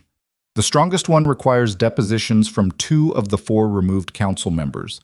They have more exposure than James does on the financial instrument. And when their attorneys understand that cooperating with us is substantially better for their clients than stonewalling, they'll cooperate. It won't be fast. It'll be inside 90 days. She paused. "I already emailed Briggs while you were on the council call." He looked at her for a moment. "Of course you did." "Stop saying that like it surprises you." "It doesn't surprise me," he said. "That's not why I keep saying it." She looked at him. He looked back. The afternoon light came through the window at the specific low angle of November, and it fell across the desk and the folder and the laptop and the 3 plants that still needed watering and it fell across the two of them standing on opposite sides of the small room, and it was unambiguous and clear and showed everything. "Damien," she said. "The envelope," he said at the same moment. They stopped. She waited. He reached into his jacket, which was draped over the back of the couch, where he'd left it at some point in the morning, and from the inside pocket he withdrew a piece of paper. Not the envelope. The envelope was still on the conference room table in the Ashcroft building, or had been thrown away by the cleaning crew, or was somewhere else entirely, and it didn't matter because what he was holding was not the envelope. It was a photograph. Small, creased at one corner from being carried in a jacket pocket for longer than photographs should be carried in jacket pockets. He crossed the room and set it on the desk in front of her. She looked at it. It was a photo of the two of them, not a posed one. She didn't recognize it immediately because she had not known it was being taken. It was from a work event 14 months ago, a reception in the Ashcroft building's main floor, and in the photo she was standing slightly turned away from the camera, looking at something off to the left with an expression of moderate skepticism, which was her primary expression at work events, and he was standing beside her and he was not looking at whatever she was looking at. He was looking at her. She stared at the photograph for a long moment. "Who took this?" she said. "One of the event photographers. She sent me the full set 2 weeks later. I went through them looking for usable shots for the corporate archive." He paused. "That one didn't go into the archive." She looked at the crease in the corner, at the slight fading along the edges from handling. "How long have you been carrying this?" she said. 11 months. The room was very quiet. "The ring," she said. She said it the way you say the thing you have decided not to say, and then say anyway, because not saying it has become more dishonest than saying it. "You mentioned a ring. In the treatment. In what you planned." She stopped. That was not what she meant. She was more tired than she had realized because she was conflating things, mixing up the internal architecture of a conversation she had been mentally drafting for 3 days with the actual conversation happening in real time. She reset. "You have a ring?" "Yes." "Where?" "Sock drawer." A pause. "It's been there for 4 months." She looked at the photograph and then looked at him, and he was watching her with the particular expression of a man who has said something that cannot be unsaid and is waiting, without pretense of not caring, to find out what happens next. "You were going to fire me tomorrow," she said. "Yes." "You had a termination letter with 4 sentences in it." "Yes." "And a ring in your sock drawer." "Yes." She was quiet for a moment. "Those 2 things are not compatible." "I know." "Do you understand how—" She stopped again. She was not someone who lost the thread of her own sentences. She found it annoying, and she found it revealing, and she let it be both. "Do you understand what it means that you thought removing me from your life was the same thing as protecting me? That you looked at something valuable to you and your immediate instinct was to put it somewhere safe, which in your framework apparently means somewhere you can't see it and it can't be near you?" He said nothing. "Because that is," she said, and then she paused, and the pause had a different quality from all the other pauses of the night and day. Not strategic, not calculated, just the pause of someone being honest about something that matters more than they plan to say. "That is the thing I need you to actually understand, not apologize for, not explain, understand, because if you don't understand it, then whatever we're building from here, and I believe we're building something, I have believed that for a while, I am apparently not as good at hiding things as I thought I was. Whatever we build won't hold, not because you're not capable, because you'll do it again.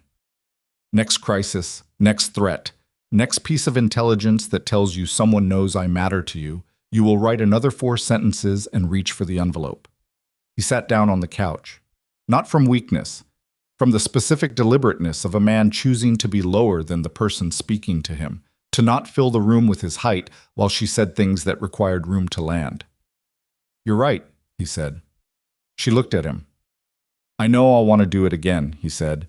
"That's the honest answer. The instinct is still there. Probably always will be. I look at something I can't afford to lose, and the first thing my brain generates is containment strategy." He held her gaze. "But I also understand now, having watched you spend 3 days saving something I would have thrown away out of fear, I understand that containment isn't protection. I understand that the version of you that exists inside a perimeter I built is not the version of you that saved the organization. It's not the version that walks into a mafia boss's conference room at midnight and dismantles a conspiracy on a legal pad. He paused. It's not the version I took that picture of. She looked at the photograph. What I can promise you, he said, is that when the instinct comes, and it will come, I'll tell you, instead of acting on it. I'll tell you what I'm afraid of, and I'll let you tell me I'm wrong, and I will actually listen. He paused. I was going to fire you without telling you I was afraid. That was the failure. The fear itself I can't promise to stop having. She was quiet for a long time. Long enough that the afternoon light moved slightly, the angle shifting the way it shifts in November when the sun is already low and moving lower, and the room changed around them almost imperceptibly. That, she said finally, is the most honest thing you have ever said to me. It's the first completely honest thing I've said to you, he said, which is, I'm aware of what that reflects. She picked up the photograph, looked at it for another moment, set it back down on the desk. I'm not saying yes to anything right now, she said. I want to be clear about that. I have been awake for somewhere around 30 hours, and I am running on French press coffee and the specific energy of a person who has been managing a crisis so long that my body has forgotten what baseline feels like, and decisions made in that state are not decisions I trust. She looked at him steadily. But I'm also not saying no. I want to be clear about that too. He nodded. Go home, she said. Sleep. Come back tomorrow and we will have a conversation like two human beings who are not in active crisis, and we will figure out what the next thing is. She paused. The organization thing first, then the other thing, in that order. The organization thing and the other thing are not separate, he said. I know, but I need them sequenced that way anyway. Humor me. He stood up, picked up his jacket, stopped at the desk, and looked at the photograph. Can I leave that? He said. She looked at it. Yes, she said. You can leave that. He left. She stood in the middle of her apartment and listened to his footsteps on the stairs. The fourth floor, the third, the dark second, the first, and then the door, and then nothing. She stood there for a moment longer than was strictly necessary, and then she turned back to her desk, picked up her phone, and called her mother. Her mother answered on the second ring, which was how she always answered. You sound terrible, her mother said, before Zarya had spoken a word. Good evening to you too. Have you slept? I'm going to. Zarya. Mom. I'm fine. I just needed to hear your voice. She sat down at the desk. The photograph was in the corner of her vision. I had a long day. Her mother made a sound that was specifically the sound of a woman who has raised a daughter who understates everything and has made her peace with it. The man? She said. Zarya looked at the photograph. Yeah, she said. The man. Is he worth it? She was quiet for a moment. I think so, though. I think he's trying to be. Trying to be is different from being. I know. She looked at her 3 plants. I'll call you this weekend, I promise. After she hung up, she watered the plants. All 3 of them, methodically, with a small watering can she kept on top of the refrigerator. It took 4 minutes. She had been meaning to do it for a week. She did it now because the day needed to end with something ordinary, something that was simply a small living thing being given what it needed because she had the time and the water and it deserved to be tended to. Then she went to sleep. She slept for 11 hours, which was not something she had done since graduate school. The Ashcroft Council met 3 days later. Damien had spent those 3 days doing the things the organization required. Depositions scheduled, legal frameworks built, communication channels restructured so that the information flow no longer ran through the 4 people who had been quietly redirecting it for 3 years. He had also, on the second day, arranged a private meeting with Marcus Reyes Doyle and the 3rd Clean Council member, a woman named Sandra Chen, who had been with the organization for 8 years and who, when Damien briefed her on the full scope of what had happened, said only, I want a written account of everything, not a summary, everything, and I want it in the permanent record, which was, Doyle told him afterward, exactly the response of someone who intended to make sure this never happened again. Zarya prepared the council presentation. She worked on it for 2 days in her office, which she returned to on the morning after she slept 11 hours, looking precisely the same as she always looked.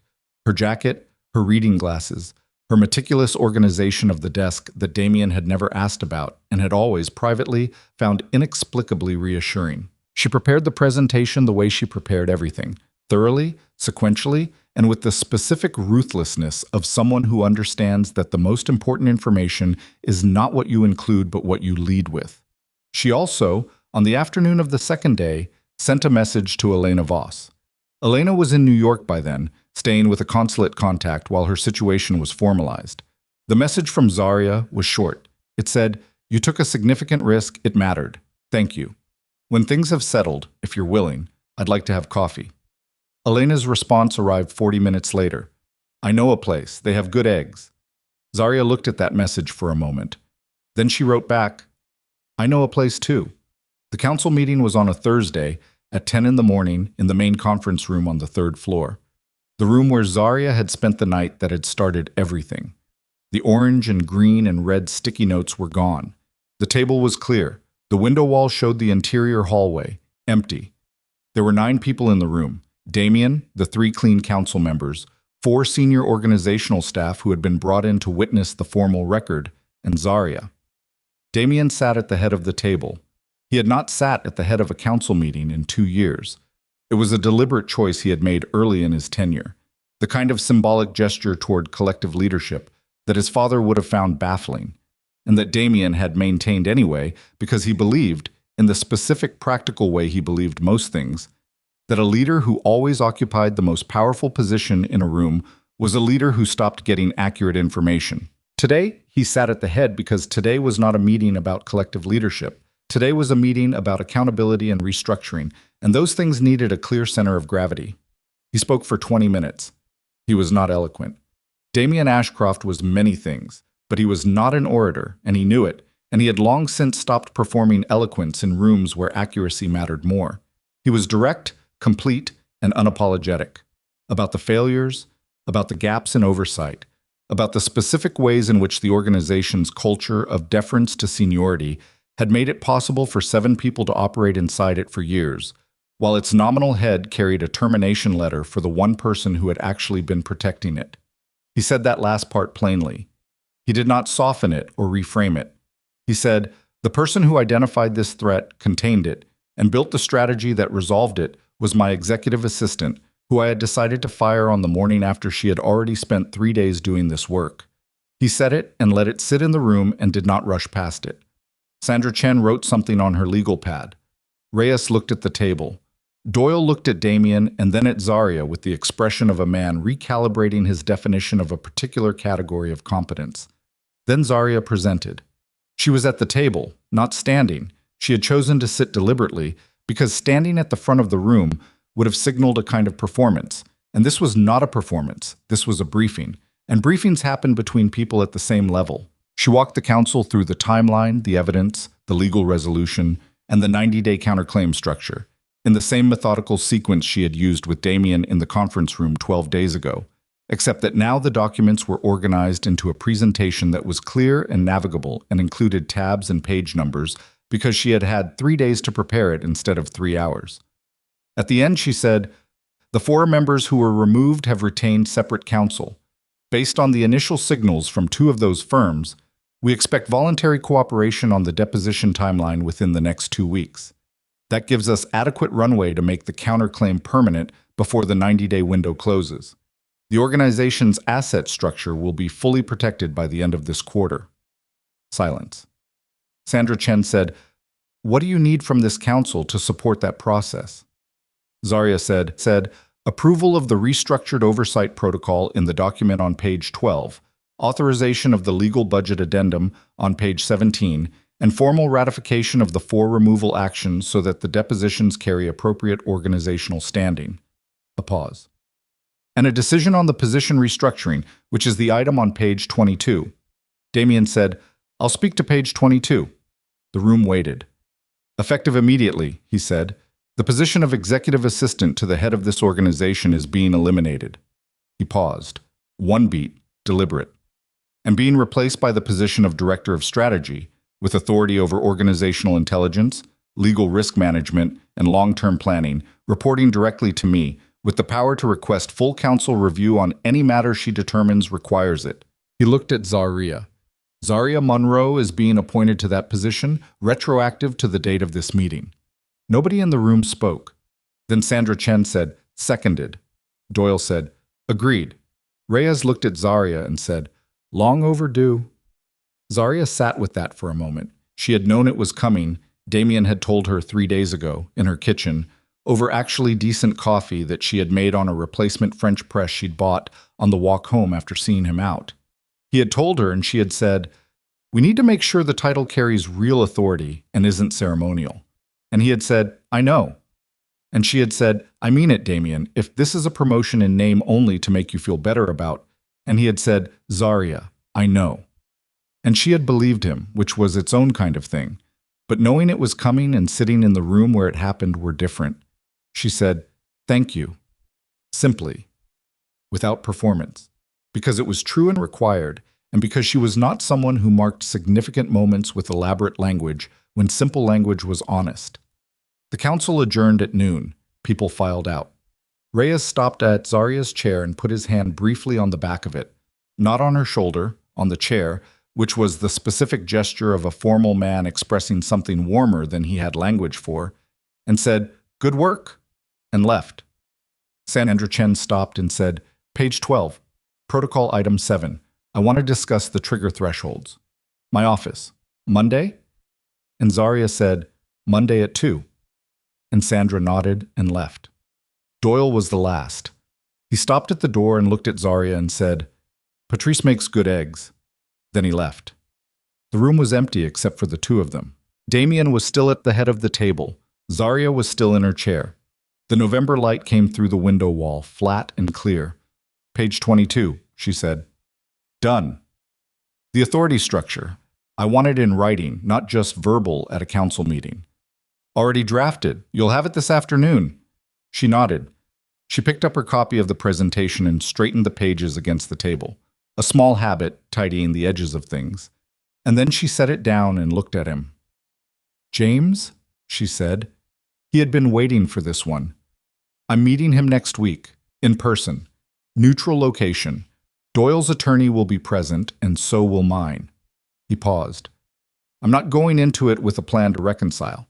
I'm going in with a plan to establish terms. What terms? He cooperates fully on unwinding the Holt instrument. He provides whatever documentation is needed to make the counterclaim permanent. In return, I don't pursue criminal exposure for the death certificate fraud, and I don't pursue civil action for the 3 years of organizational infiltration. He held her gaze. It's not forgiveness. It's a transaction. He gets to be alive and uncharged. I get the organization protected. We call it even. And after that, he was quiet for a moment. After that is after that. I don't know what it looks like yet. He's my brother, and he's also the person who engineered 3 years of slow destruction of something I've given my adult life to, and I don't have a clean emotional category for that yet. He paused. I might not ever have a clean one. I think I'm going to have to find a way to hold both. That's going to take time. Yes. You're allowed to let it. He looked at her. Is that the director of strategy talking, or that's me talking, she said. The person, not the title. A pause. You're allowed to let things take time. That's what I'm saying. He was quiet. Outside in the hallway, someone walked past the window wall, one of the administrative staff carrying a folder, not looking in, and the ordinary motion of an ordinary workday going forward around them was its own kind of answer to something, though neither of them could have precisely named what. I went and got the ring, he said. She looked at him. Out of the sock drawer, 2 days ago. He reached into his jacket pocket and set a small box on the table between them, not opening it, just setting it there. I'm not doing anything with it today. I want to be clear about that. I'm not ambushing you in a council meeting. I have better judgment than that. A pause. Barely, but I have better judgment than that. She looked at the box. I just didn't want it in the sock drawer anymore, he said. It's been there for 4 months. It belongs in the conversation, not in a drawer. She looked at the box for a long moment. Then she reached across the table and picked it up, turned it over once in her hands, set it back down in the center of the table, equidistant between them. Not today, she said. I know. Not because the answer is no. I know, he said again, and this time it was quieter. Because I want us to have some time that isn't a crisis first, she said. I want to sit across from you at Patrice's diner and order eggs without there being a tail in a gray sedan. I want to have an argument about something mundane. I want to be annoyed at you about something that doesn't involve organized crime. She held his gaze. I want to know what this is when nothing is on fire. He looked at her. The particular way he had been looking at her since the night in the hallway, when he had understood that he had been watching her wrong, as something to be protected, to be filed away in the safest drawer he had, which was also the mistake he made with everything he cared about. The conviction that caring meant containing. Okay, he said. That's your word, she said. What? Okay. You say it when something costs you. I've noticed. He looked at her for a moment. Yeah, he said. I know. She stood up, picked up her presentation, looked at the box on the table. Put that somewhere better than a sock drawer, she said. It deserves better than a sock drawer. Any suggestions? She considered it briefly and without irony. Your desk, top right drawer, where you can see it without having to look for it. She paused. Where it's part of the regular view. He picked up the box. She picked up her folder. They walked out of the conference room. In the hallway, she turned left toward her office, her new office, which was the same office she had always had because she had not asked for a larger one and did not particularly want one, because the office she had was organized to her exact specifications, and she saw no reason to relocate her system. And he turned right toward his. At the turn, she stopped. Damien. He stopped. She was looking at him from halfway down the hall, with the flat November light coming through the window at the end of the corridor behind her, and her folder under her arm, and her reading glasses clipped to the collar of her jacket, exactly the way they always were. Thursday, she said. Patrice's, 7 a.m. Bring your own opinions about the eggs because mine are correct, and I want to hear you argue about it. He looked at her. You want to have breakfast? Yes, that's what I want. She paused. Is that something you can manage? Breakfast at a diner at 7 in the morning. Without an agenda. Without an agenda, he repeated, like he was checking whether the words worked in that order. Yes, she said. Without an agenda, without a legal document, without a crisis. Just eggs and bad opinions, and two people who have been through something significant deciding what ordinary looks like on the other side of it. She held his gaze. Can you do that? He was quiet for a moment. Yeah, he said.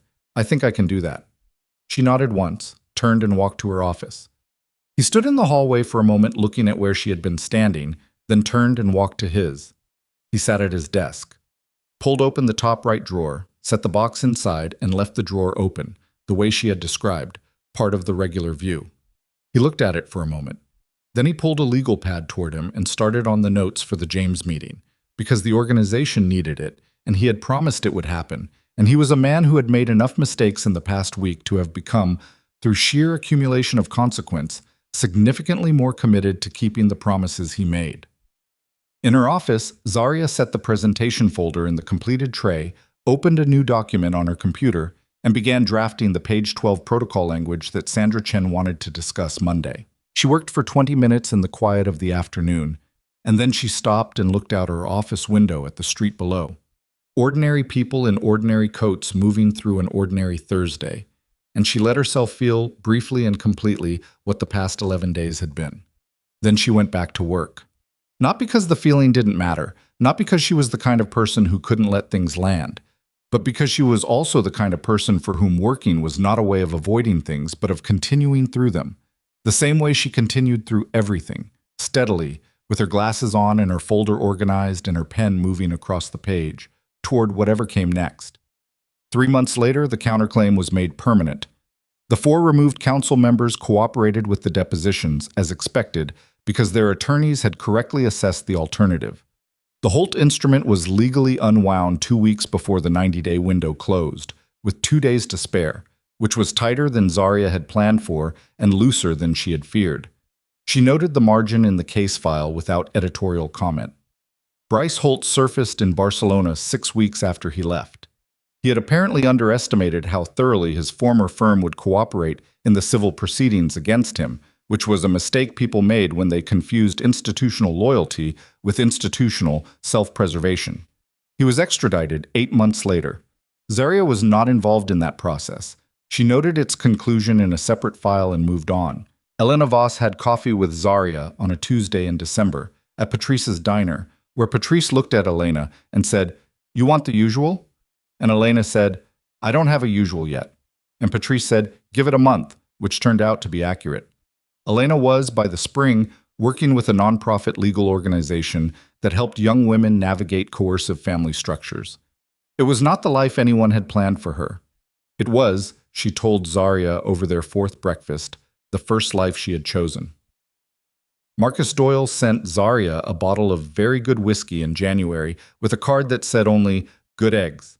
She kept the whiskey and sent him back a thank you note that was 3 sentences long and one of which said, "Your procedural integrity under pressure was noted and respected."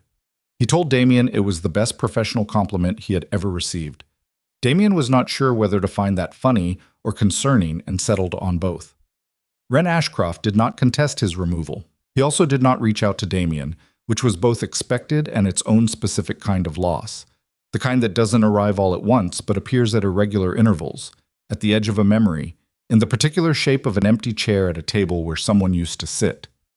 Damien held that the way Zaria had told him he was allowed to hold things, with time, without resolution that hadn't yet arrived. The meeting with James happened on a gray February morning in a conference room in a hotel in Midtown that was sufficiently bland to be considered neutral territory. It lasted 3 hours. Damien's attorney was present. Doyle's attorney was present. James brought a lawyer Damien had never met, and a demeanor that was, for the first 90 minutes, entirely professional. And then, in the last 90, became something more complicated. The specific complication of 2 people who grew up in the same house and are conducting a negotiation about the ruins of something that used to be shared.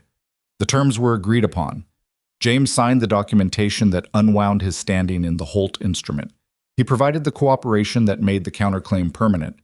He received, in return, the agreement Damien had offered in the diner. No criminal pursuit, no civil action. At the end of the 3 hours, after the attorneys had left the room, James looked at Damien across the table and said, "He did tell me what he wanted." Damien said, "I know." "You know?" "He told me too." A pause. Different version, same basic idea. He looked at his brother, at the shape of a person he had stood at a grave for, a person whose loss he had carried, a person who had looked at that grief and decided it was a useful tool. He was not a simple man and he didn't raise simple men, and whatever he wanted for the organization, he expressed it through us, which means it came out in 2 different directions and probably neither of them was exactly what he meant. He paused. "That's not a reason for what you did." "No," James said. "It's not." They sat with that. Then James said, Is there any version of this where—" "I don't know," Damien said. "I genuinely don't know. Ask me in 2 years." James nodded. They did not shake hands when they left. But they did not leave without acknowledging each other, which was not nothing, and was probably the honest measure of where they were. Not reconciled, not estranged, but somewhere in the unnamed territory between navigating without a map, which was the only honest way to navigate it. On a Thursday in March at 7 in the morning, Damien Ashcroft walked into Patrice's diner on Carroll Street and sat in the back booth and ordered coffee and waited. Zaria arrived 4 minutes later, which was 4 minutes later than she had intended, because the crosswalk signal had been out on the corner of her block, and she had refused, on principle, to jaywalk before 8 a.m. She slid into the booth across from him and said, "The eggs here are better with the hot sauce they keep behind the counter. You have to ask for it." He said, "I've been here every Thursday for 6 weeks. I know about the hot sauce." She looked at him. "You've been coming here without me. I've been getting to know the place." "Patrice didn't tell me that." "Patrice is discreet."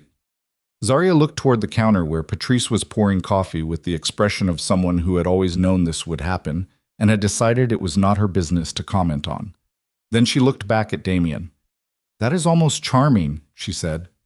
"Almost. It's a work in progress." He looked at her across the table in the particular morning light of a diner at 7 a.m., which is not flattering light, which is the specific, honest light of ordinary life, showing exactly what it shows without any effort to show less. She had her glasses on. Her jacket was the dark green one she wore when she wasn't expecting a meeting before noon. She had a red pen clipped to the collar. He reached into his jacket. She watched him. He set the small box on the table between them. Same place she had put it in the conference room. Equidistant. She looked at it. Then she looked at him. "We've had 12 ordinary Thursdays," he said. "I counted. We've argued about eggs 4 times, about organizational restructuring 7 times, and about whether your plant situation constitutes a collection or a problem twice. I've been to your apartment for dinner without an agenda on 3 separate occasions, and each time I left voluntarily at a reasonable hour because you told me to, and I am, despite substantial evidence to the contrary, capable of following reasonable instructions." He held her gaze. "I want to know what ordinary looks like on the other side of it. I think I'm starting to. I'd like to keep going." The diner was quiet around them. The urn ran. Patrice moved. The city went about its Thursday. Zarya looked at the box. She picked it up, opened it, looked at the ring inside, which was not ostentatious, which was exactly the kind of ring she would have chosen if anyone had asked her, which no one had, and yet somehow it was exactly right, which told her something about the quality of attention that had been paid. And then she looked at him.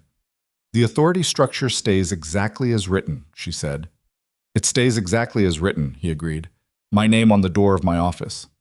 Your name on the door. I keep my own name. I never assumed otherwise." A pause. "I would not survive assuming otherwise." She looked at the ring. Then she looked at him, really looked, the way she looked at things she was deciding to commit to, complete and clear-eyed and without the armor of professional distance. And what she saw was a man who was not simple and not easy and had made significant mistakes and knew it, and who was looking back at her with the same unguarded completeness, which was not a thing she had seen from him in any context before the night in the conference room, and had seen with increasing frequency since, and which was, she had decided some weeks ago in the privacy of her own thinking, the thing that mattered most. Not the power, not the protection, the willingness to be seen. "Yes," she said. She said it quietly and without ceremony, because it was true, and it was enough, and the moment didn't need decoration. He let out a breath. Just a breath. Small and involuntary and entirely human. She took the ring out of the box and put it on her own finger, because no one was going to do that for her, and she had never wanted anyone to. And then she set the box on the table and looked at her hand for a moment, and then looked at him. "Now," she said, "tell me your opinions about the eggs. I want to know how wrong you are." He looked at her. For the first time in the entire length of what they had been through together, he laughed. Not a polished sound, not managed or calibrated, a real one. The kind that happens when something unexpected breaks through whatever wall a person has built against being surprised by their own happiness. She watched it happen, and she thought, there it is. The person underneath all of it. That's who I said yes to. Patrice came over with 2 plates and set them down and looked at the ring and looked at Zarya and said nothing whatsoever, because she had been running this diner for 22 years, and she knew the difference between a moment that wanted comment and a moment that wanted to be left alone to become what it was going to become. She went back behind the counter. The eggs were good. Outside, the city moved through its Thursday, ordinary and indifferent and ongoing, the way cities do, carrying everything and noticing nothing, making room without knowing it for the small, unremarkable moments in which people decide, against the weight of everything that has tried to stop them,